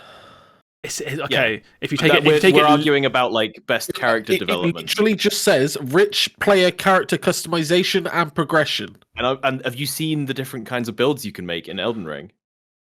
that is true. That's what as an expression of progression through character development. It depends on to what your definition of role playing is to each person, because you could argue that for some people a role playing game is all story when that's all you care about with these types of games. At which point you might vote for something like Xenoblade or Live Alive, whereas by the other definition. Which is what you're saying, Elden Ring has so much stuff like that, then maybe Elden Ring should win this. But that's not what I think of when I think of best role-playing game. Yeah. Yeah, I'm going Xenoblade for sure. I guess that's very individual now that you explain it like that. Yeah. Yeah, I think it's best RPG for me is Elden Ring, because I was constantly, every time I got something new, I was like, I'm going to fucking try this. And normally I wouldn't have the stats for it and it was useless, but I loved all the different things you could do in that game. Because that's not me. I was like, go for it. I was going to say, I was like, where's the build that I want for my character online? Found it. Okay, got the weapons. Okay, now. Yeah, but again, when you talk about playing Elden Ring, Steve, playing is such a strong word for what I watched you do to Elden Ring. I'm more of a Pokemon streamer. It's like the flip side to it is the way I play Elden Ring is so different that if you came to me, put this aside, unprompted, asking me, and you said like, "What's your favorite role-playing game of this year?" Elden Ring wouldn't cross my mind. Even as that's weird to me. Do you not like Final Fantasy role-playing? Like any game with leveling up of the last however many years? When I look back at Elden Ring, what I think about are the fights and the location. I don't think about leveling up, and I don't think about builds and my stats and endurance and stamina. I think of it more like an action game, like Devil May Cry or something. Exactly, that's how I think of it as well. More action. Yeah, right. But it's an action game where the choices you made leading up to the fight dictate how you approach that fight. I'm not saying you're wrong. Oh right, I'm just saying that's how I think about it personally. Okay, fair enough. Because the way you obviously play these games is you're like, oh, I'm going to try this build and that build, and I'm like, if I'm struggling with a boss in Elden Ring, my reaction isn't like, what different weapons or stats can I bring to this fight? My reaction is, how can I dodge better, or how can I time? But, I mean, now we're just like, yes, but that's why Elden Ring is so great. Yeah, but I'm just saying that's why I don't think of it as any sort of role-playing game. I think of it more as an action game. I think I just have a very different perception of what I classify as a role-playing game. Well, you play a lot of JRPGs and actual number role-playing games. So what are your votes all for? Triangle Strategy. Xenoblade. Which it says a lot because I didn't finish Xenoblade Chronicles 3. I just think this is kind of a weak year for proper RPGs. Yeah, definitely agree. What's the next category? Best fighting game. Multiverses. It's gotta be Multiverses, right? King of Fighters 15 is, I think, still broken online. Like the online just doesn't work. Yeah. DNF Duel, which is Dungeon Fighter Duel, is a game that looks incredible. Never heard of it. You never heard of it? I was always posting the videos of the characters when they were hyping it up. From what I understand, it was a full price, like 50 quid launch, and it kind of died when it came out, just because from lack of players. Yeah. Because asking someone in this day and age to buy, like, you know, any fighting game full price is pretty hard. Especially one not from an established franchise. That's what I was going to say, yeah. When it's not from a franchise, it's like, and then you don't buy it because you're like, it'll probably die, and then it dies because you don't buy it. It's like Catch-22, right? Yeah. JoJo's Bizarre. What was that cyberpunk shooter we all played? Don't know. Oh god, I can't even remember the name. That's so sad. Cyberpunk shooter game? Did I play it? Siege game. Yeah, we all played it together. Oh, the one. Ready or Not? Get the fuck out. No. I know the one he's talking about. Wait, Zero Hour? No. Or the pixelated one. Pixel game. You draw dicks on the map. You drew dicks on the map. That wasn't this year though. That was I know. Yeah. I should still have it. The fact that no one remembers what it's called. I think I've got it installed. Yeah. Says everything you need to know about that game. That no one remembers. Due process. Oh my god. Due process. Due process. Thank you. Yeah. There we go. It's literally that's it. It was that. Good lord. That. Yeah, I'm not buying Due Process because it's going to be dead, and then it's dead because you haven't bought it. No one buys Due Process. Yeah. Sifu being on here is It's a a joke. cool pick. It's not a joke. It's a cool pick. It is a Joke. it is a fighting game. It's just you know, it's like This single again player. is like the perception of what it's actually asking, What do you right? Yeah. Like in the last one, me and Will had varying different perceptions on what we classified as like role playing, right? Yeah.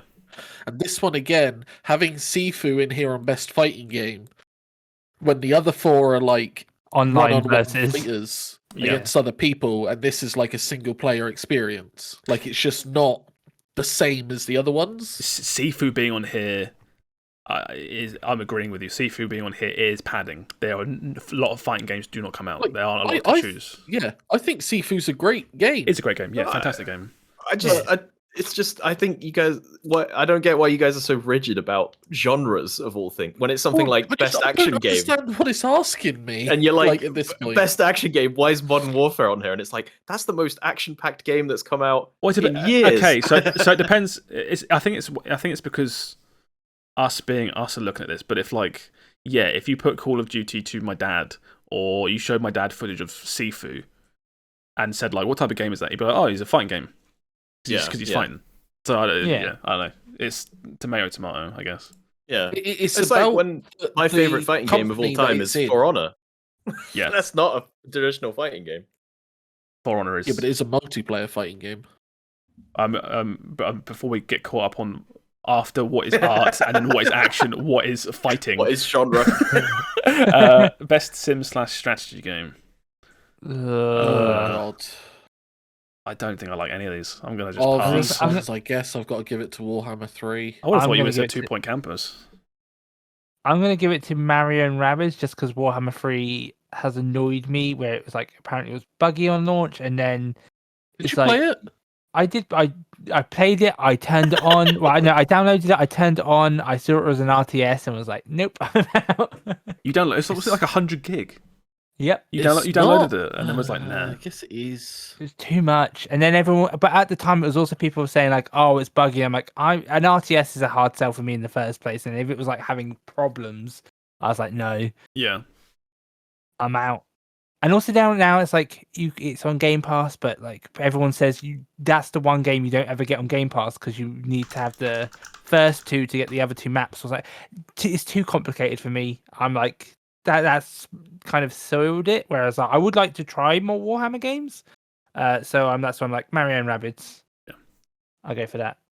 Well, you will. I enjoyed my time with Dune. I and was didn't- looking at that, thinking of you.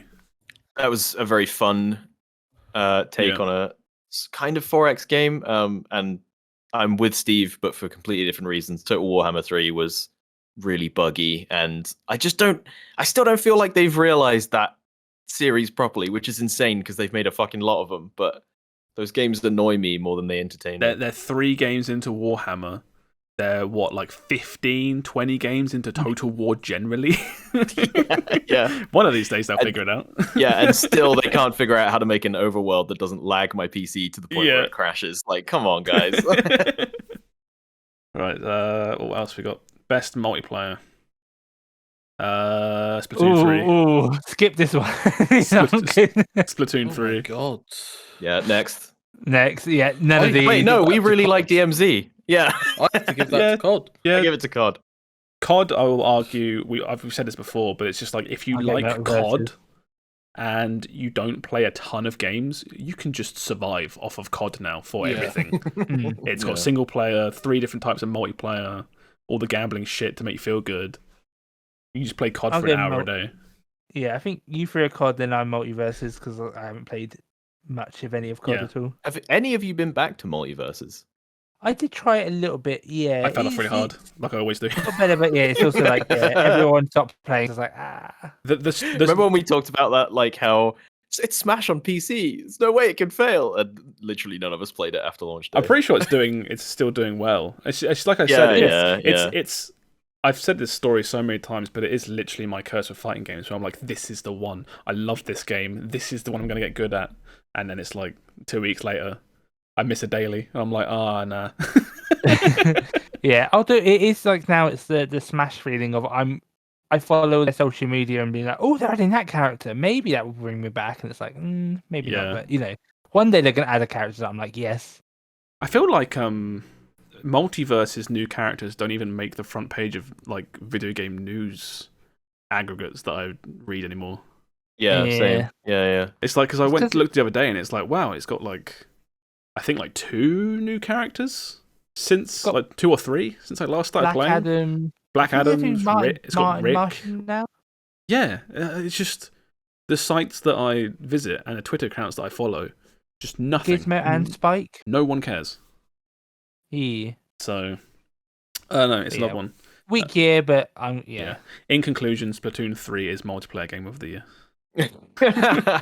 Out of all these No. games, nothing has made me feel rage as much as Splatoon 3 did with my 2.5 hours that I played online. And that's what you're giving it to, that's as what I'm giving opposed it to the hours of enjoyment Ooh, you got out hit- of COD. Here's a good COD category. actually wins. Yeah, I was joking. Splatoon 3, I was joking. It is COD, realistically. Most anticipated game. Probably the Oh, hardest these are one so here. good. Yeah. Yeah. See, this is an easy one for me, and it's FF16. Yeah, I'm gonna. and So for, that's just a personal thing. I can't help it. we've gone through all the other ones somewhat quickly, but I'll read this out for anyone that's listening and not watching. So, most anticipated game: Final Fantasy 16, Hogwarts Legacy, Resident Evil 4, Starfield, The Legend of Zelda: Tears of the Kingdom. This is actually a hard one for me to pick, I think. I would say all 4 of these, if I'm including my Resident Evil, say 5 maybe, like all of them I'm kind of excited for. So I'm like, Mine can't not be Resident Evil 4. I was going to say this. I feel like this is fairly easy for me. I Yeah. want to play Resident Evil 4. The rest, I either don't know about or aren't interested in. It's like I want to play all of these, but if they Mhm. were all dangling above lava, and you had to pick one, and it's like the other ones. That's a really shit analogy. If What scenario is I this? don't know. Yeah, okay. Think of it like you're not picking this, and it's like if whatever you pick, the other ones cease to get exist. delayed. Right? Get No, delayed they until they 2025. cease to exist. Mhm. Right. I I'm can't. I going can't Legend of not Zelda then. play Resident Evil 4. It has Yeah, to. but you can, because there's so many copies that have already come out on varying No, different you I was, consoles. gonna- I was going to say, now in your weird scenario, now I would take something else because RE4 I'm the most excited for, but it is just a remake. But it's just knowing what they've done. I would with- Hail Mary. I want to play Hogwarts Legacy if I can only pick one to save. My play Hogwarts my Legacy. excitement for Resident Evil 4 comes from literally completely from just Resident Evil 2 remake being so good. I'm going to pretend yeah. RE3 kind of isn't real. Yeah, I was gonna say, what about I do think I was going to say the RE3 remake. I think was the state it was in purely because of time restraints, whereas this has had. Oh, you hope? Yes. Yeah. Oh, it was because Resident Evil 2 came out, and then it was like a year later. It was like Resident Evil 3 remake, and it's like, what a year? That seems crazy. but I do think all these games are very good candidates for trailers in the Game Awards. So our opinions might change when we get like brand new trailers. But going by now, I'm most excited for Legend of Zelda, then Final Fantasy, and the other three. I'm like, I probably will purchase. Maybe, Yeah. Maybe not. Maybe Hogwarts might see if there's a free. Or Starfield will be on Game Pass. Yeah, but and I'll play them. But if those it's Final Fantasy and Zelda that I'm most excited for, and if I had to pick between the two, Legends of Zelda, Final Fantasy's like got too many. Like it looks good, but I'm like I like the big cast of characters, and this one so far we've just seen like it's like 1v1 boss fights or something. So yeah, that's not as interesting to me. So yeah, Legend of Zelda. You know what kills Zelda for me is I know it's going to be on that fucking Switch. Oh god, I didn't even think about that. Although the saving grace is that Breath of the Wild actually looked good and ran well, so yeah, it can't look worse than Breath of the Wild. It can't. I mean, it can. Who knows with this fucking infernal device? I feel like I think FF16 looks really cool. I still don't think that game is a slam dunk. I still think that it could. I would love. It's not a slam dunk. No, I wish we can be. I wish we'd been recording around the time when Final Fantasy 15 got announced, so we could see what. Is this a similar thing where we were like, "That looks sick! I can't wait to play that," and then it came out and it was like. Oh, not me. I was like, it could come out and be like the DMC game of this era. Yeah. Biggest slam dunk of all time. No one is expecting it to, and no one thinks it will. Yeah. But that is the heights of potential it can hit. This is a good category. I like this category because Legend of Zelda. I can't wait for that game to come out, be beautiful, and we all go. So the Switch can play games that look good. Again. Yeah. It'll look great and I'll still be like, fuck the Switch. Well, everyone says Breath of the Wild looked great. I'm like, it looked okay to me. I was like, it wasn't stellar graphics. Yeah, but it looked great asterisks for the Switch. Yeah. It also came out it also came out like 5 level. years ago now or something. When I think Switch there's some stuff in Breath of the Wild where you're like, wow, that's I remember playing through with Aaron and being like, feels like this shouldn't be able to run on the Switch, you know? In certain spots. They do some magic. I watched the new Digital Foundry video where they talk about Pokemon's graphics. They do what we always talk about, where it's like, let's actually compare it to Breath of the Wild. And Breath of the Wild does a bunch of stuff where it, like, in the distance, it estimates shadows and does a bunch of like shadow trickery. So it's never like loaded in stuff far away, but it looks, and it's just, you know, stuff that Pokemon's missing. And it's like they know what they're doing. I think it's Nintendo, right? They understand more than anyone their own hardware's limitations. You would hope. Yeah. And that's why they tend to do a better job. Yeah. Okay. Last one. Best adaptation. So you've got. Oh! I was going to say Arcane, and then I saw Cyberpunk. Then I saw Sonic 2. Then I saw those sexy caps. It is Arcane. I think it is Arcane. Yeah, Edge Runners. I have to give credit to Cyberpunk. Yeah. Edge Runners is really good. Arcane. Yeah. It's not fair though. It's Studio Trigger. It's like Studio Trigger can make anything, and I look at it, I'm like, that looks gorgeous. Because I just love their style. Cyberpunk looked fantastic, and then told a story that was really boring. I still haven't finished it, so that's probably I probably agree. I haven't even started it. It is good. It is really good. I just haven't finished it. Uncharted though. Don't sleep on Uncharted. That movie's great.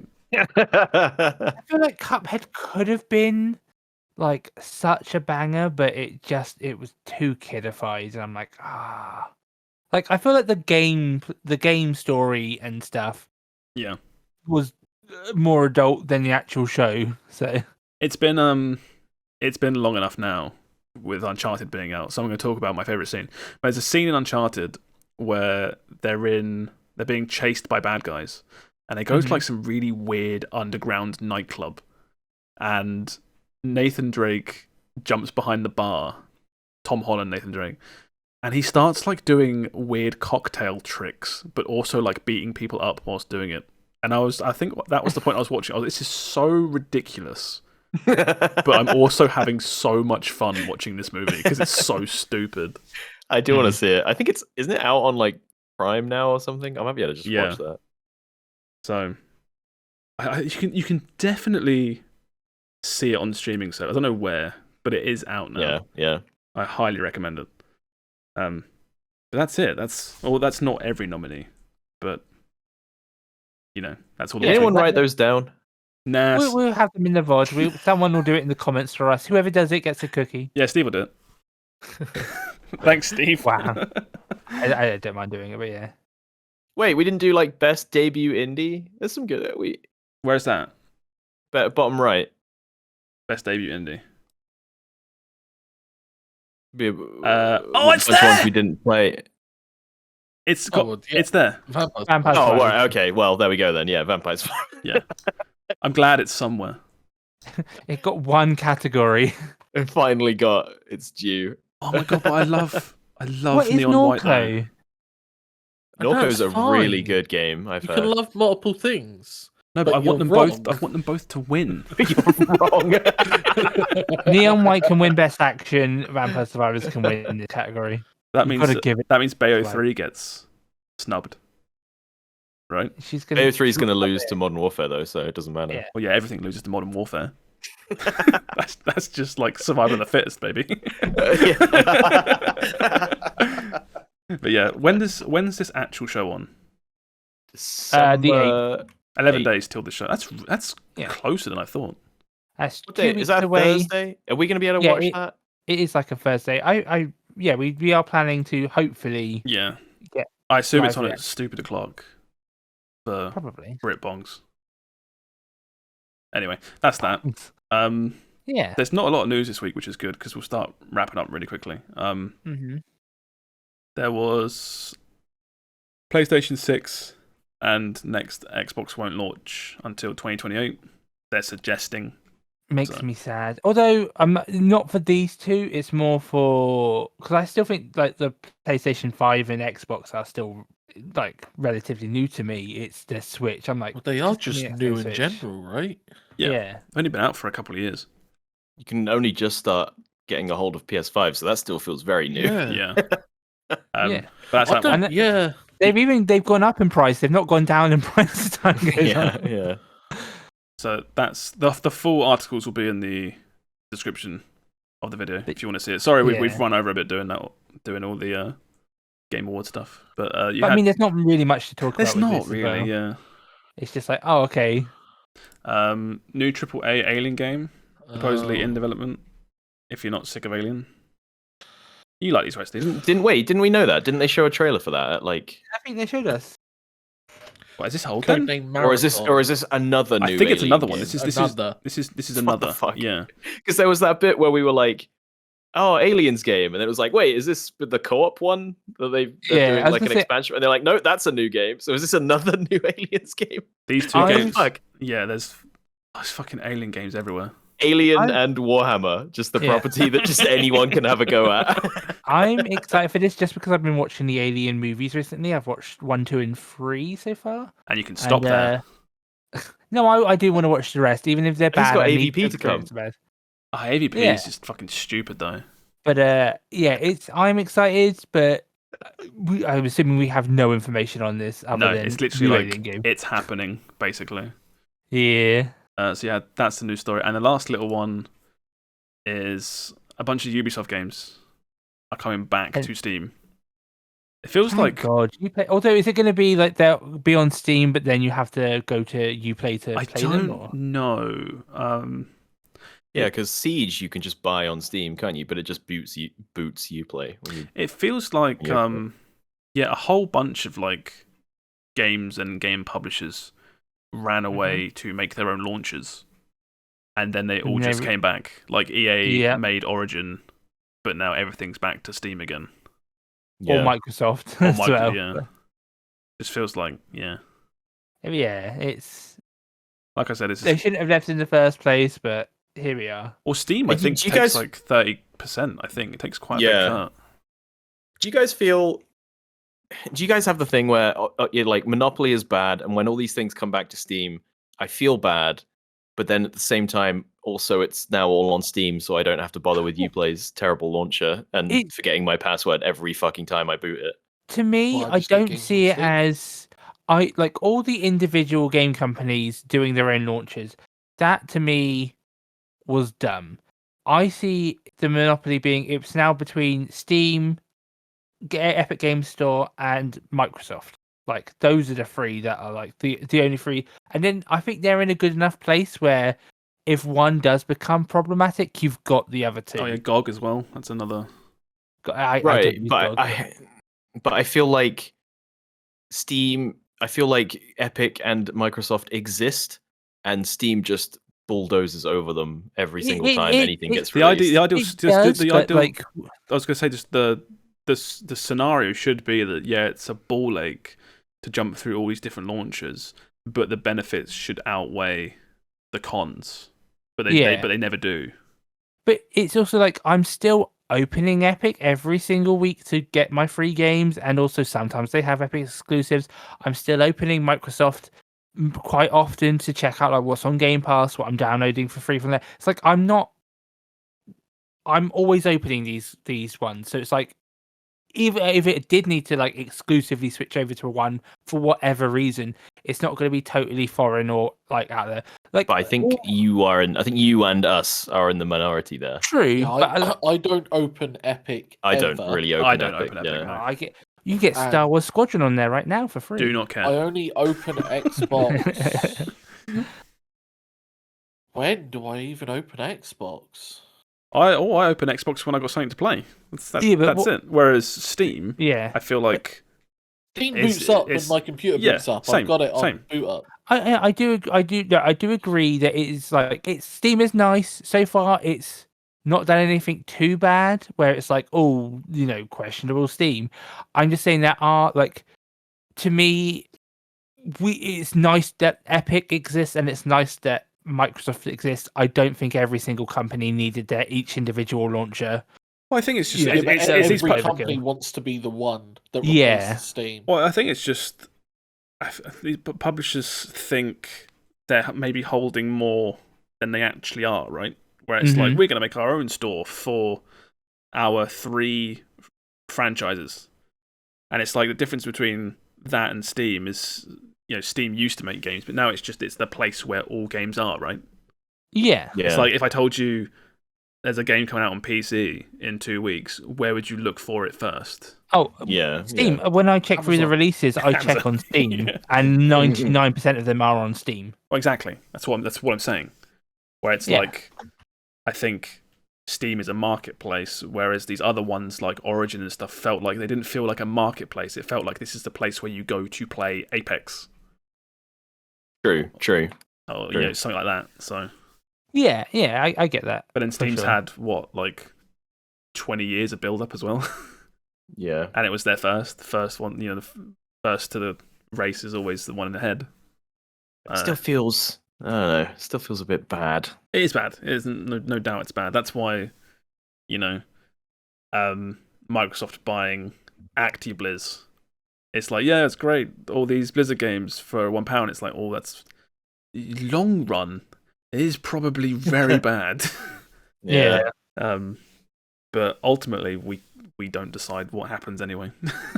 I mean, True. we're not the ones with the billions. But yeah, Mhm. I guess if we wrap that up, then that's all the news for the week. So what we can do, if we do Nice. what's coming out, Steve, and then we'll head off from there. Okay. So first of all, tomorrow at 11 p.m. we have Dragonflight coming out. Yay! The WoW expansion. Woo! I will be playing this, but I'm not. It's not a game where I'm like, because previous WoW expansions, I'd be like, oh, I'm being there at 11 for sure. I'm going to be playing this like a couple days in a row. This one, I'm now like, I'll play it. I'll play it if I've got time here or there, but I'm not frothing at the mouth for it. Yeah, not yet. You will be. Maybe we'll see how we. I think you'll get into it. Yeah, we'll see. We'll see. Well, you need to because I want your opinion on it. Well, I assume you got Sam's opinion for sure. I think Sam's more excited than I am for Dragonflight. Oh yeah, I heard that. Still, I that told woo. everyone I'm not playing on release. I'm going to bed. I'm waking up at like somewhere between 6 and 8 a.m. like I normally do, and I'll hit level cap before everyone else wakes up. What a baller! You've got a week off, haven't you, Sam? Oh, is that for Dragonflight? Yes. Yeah. But because it's retail, like in WoW Classic, it took like 5 days to level up to max level. Retail is going to take like 6 hours. Wait, which was the MMO that got delayed like a week before launch? It was Final Fantasy, Final right? Fantasy. Endwalker, yeah. Yeah, and that was fucked you over, didn't it, Sam? Oh yeah, because you never just that one. WoW did it as well.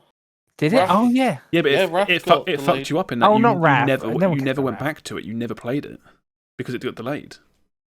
That's true. You booked time off to play it. It got delayed, and then you just never played it. I will. With FF14 is I'm always like, I will play it. I want to play it, but it's not important because I can play it whenever. Yeah.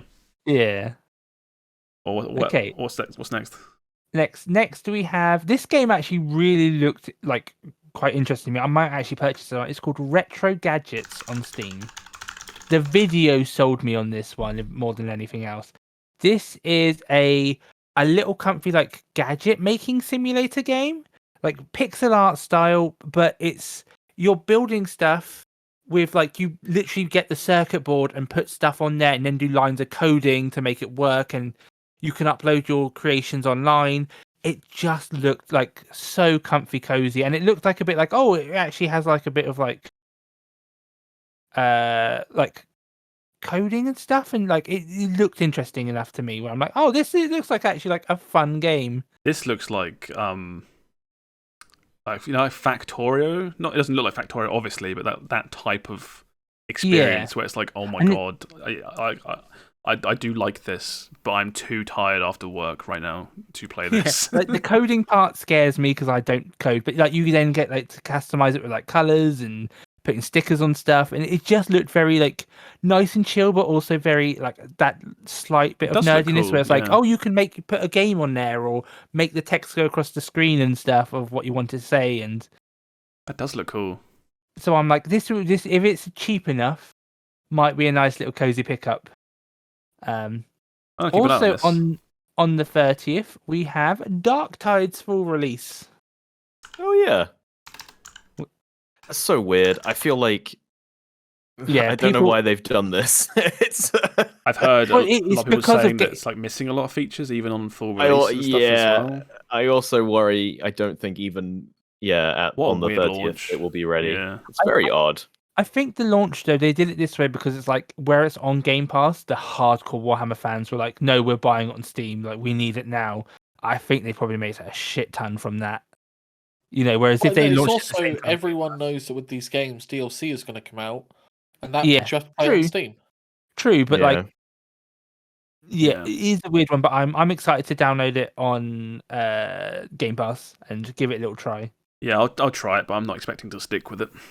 Yeah, and if I like it good enough, I'll get it on when it's on sale on Steam. Yeah, it's not that bad. The last one, this is like the wild card. Well, for we're not done with releases, but this is the wild card for this week. It's called Fangs. Like FANGS? Yeah. This is You're welcome. Early access MOBA release, but it's not. It reminds me of Battle Right Arena. Steve, this is League of Legends. No. It is. Did you ever play Battle Right Arena? Yeah, it got shut down, right? I don't think it did, but this is more League of Legends without the minions. It's more like a WoW arena almost. So it was like kind of interesting. Yeah. But it's not going to be for everyone. Of Steve Gwintsu Feek, and Gwintsu was one of the guys that made League. Yeah, the UI is just League. This was just a random like the throw it out there pixie because it's 4v4 like arenas, and I was like that might be fun. Then on the 1st of December, we have Munchkin Digital. Steve, what is this? Munchkin's the game, right? Munchkin, the card game. Oh, okay. How do you spell Munchkin? I'm really- Like Munch with a K. Oh boy! Oh no! Oh, There we Josh. Learn how to spell with Josh. Oh, I know Munchkin. Yeah, and it's just like this Yeah. is like everyone knows Munchkin, so I was like, oh, this is like the official digital release. That's cool. Might be cool. And then on the 2nd, we've got some big games coming out. Well, I know. Okay, so I know 2 of them. Okay, well, I'll do the one that you might not know. Need for Speed Unbound is coming out on the 2nd. There's a new Need for Speed I game? think it's like weirdly cell shaded and shit, right? Yeah, it is weirdly cell shaded, but I'm like, Look at this. Look, nice cars. Wait till you see the people. Bam. The text in the way, but you can kind of see it. Wait. Oh. What? Oh my! I'm trying to find a screenshot. That's a choice. It's an odd. There you go. That's a good image. So it's like it is kind of realistic, but then like the character designs are really cell shaded. It's really odd. Okay. yeah. But I like it though. I kind of like it. I'm not going to play this game. Don't get me wrong. I hate racing games. Yeah, it might appeal to some people. Next, we have Marvel Midnight Suns. It's finally coming out. Finally releasing. It's finally coming out. This is on the 2nd again, by the way. Yeah, this is all on Friday. I still don't know what this game is. I know people have explained it on this podcast. It's a tactical strategy card game. Is he doing a bit? Because this is actually an XCOM game. Is it actually an XCOM game? Yes, this is But from there's the cards. people who Why are make there cards? XCOM are making an XCOM game. But with Marvel characters. But you like your Marvel card games, Sam That's so and fucking Will. funny. Here you go. Look, there you go, Steve. Look, Okay. the arenas. I'm pretty It's sure. an XCOM. Hey! I think the arenas are quite small, so it's not like big sprawling maps like XCOM. I still look at this screenshot and I see cards at the bottom. I'm like, oh, it's a card game. It is a card. It is a card game. But it's an You know, XCOM games can card be game. more than one thing, right, Steve? You're blowing my mind right now. Elden Ring. Yeah. All right, now do the game that everyone cares about, Steve. And on the final one coming out in the 2nd, we have the Callisto Protocol. Please be good. It could just be That's the bad. subtitle, isn't it? The Callisto Protocol, please be good. I've seen a lot of people being like, they're kind of interested, but I think everyone's waiting to like for reviews because it's full price. This is a wait for review game. 100%. Yeah. It's full fucking price. So Please None be of these good. Please None of be these are good. Game Pass either, right? These No, are all. This is like, yeah. Oh, what are they doing to me? What are they doing to me? What are they doing to my wallet? This is why I have the rental service, my man. This is exactly why it exists. It's what's her face from The Boys. Yeah, the one who doesn't speak except for had one real. It annoys me in movies and TV shows where they're like, this character doesn't speak or this character doesn't walk, and then it's like, oh wait, they've got to have a singing role or a dancing role just to show like I can actually move my legs, people. Mon Dieu, mes petits mon Dieu. I hope this game is good. I do. This is do. either going to be a great success or a meh. Like, there's no in between. Yeah, it won't be bad. It'll just be like the Callisto Protocol average reviews 73 out of 100. Or it'll be like, oh, this is fantastic. What we've been waiting for. I can see this game realistically probably being like 8 out of 10, maybe a bit higher if you obviously really like Dead Space. But yeah, it's like I said, my fear is just that it's just going to be like, yeah, the shooting feels weird for some reason, and we don't know why. It's just, why have they made it this way? Yeah. Definitely wait for reviews. Do not pre-order this one, but don't pre-order anything. That's my advice. I pre-ordered Pokemon because I knew even with this kind of like the worst case scenario for Pokemon of, oh yeah, there are bugs, but like I'm still having fun. I knew I was gonna have fun with it regardless. Yeah. So anyway, that's all the games for the week. There's a lot of good stuff coming out. I was gonna play Midnight Suns when it came out, but it's just like it's too much overlap. I'll wait on Midnight Suns and play this instead.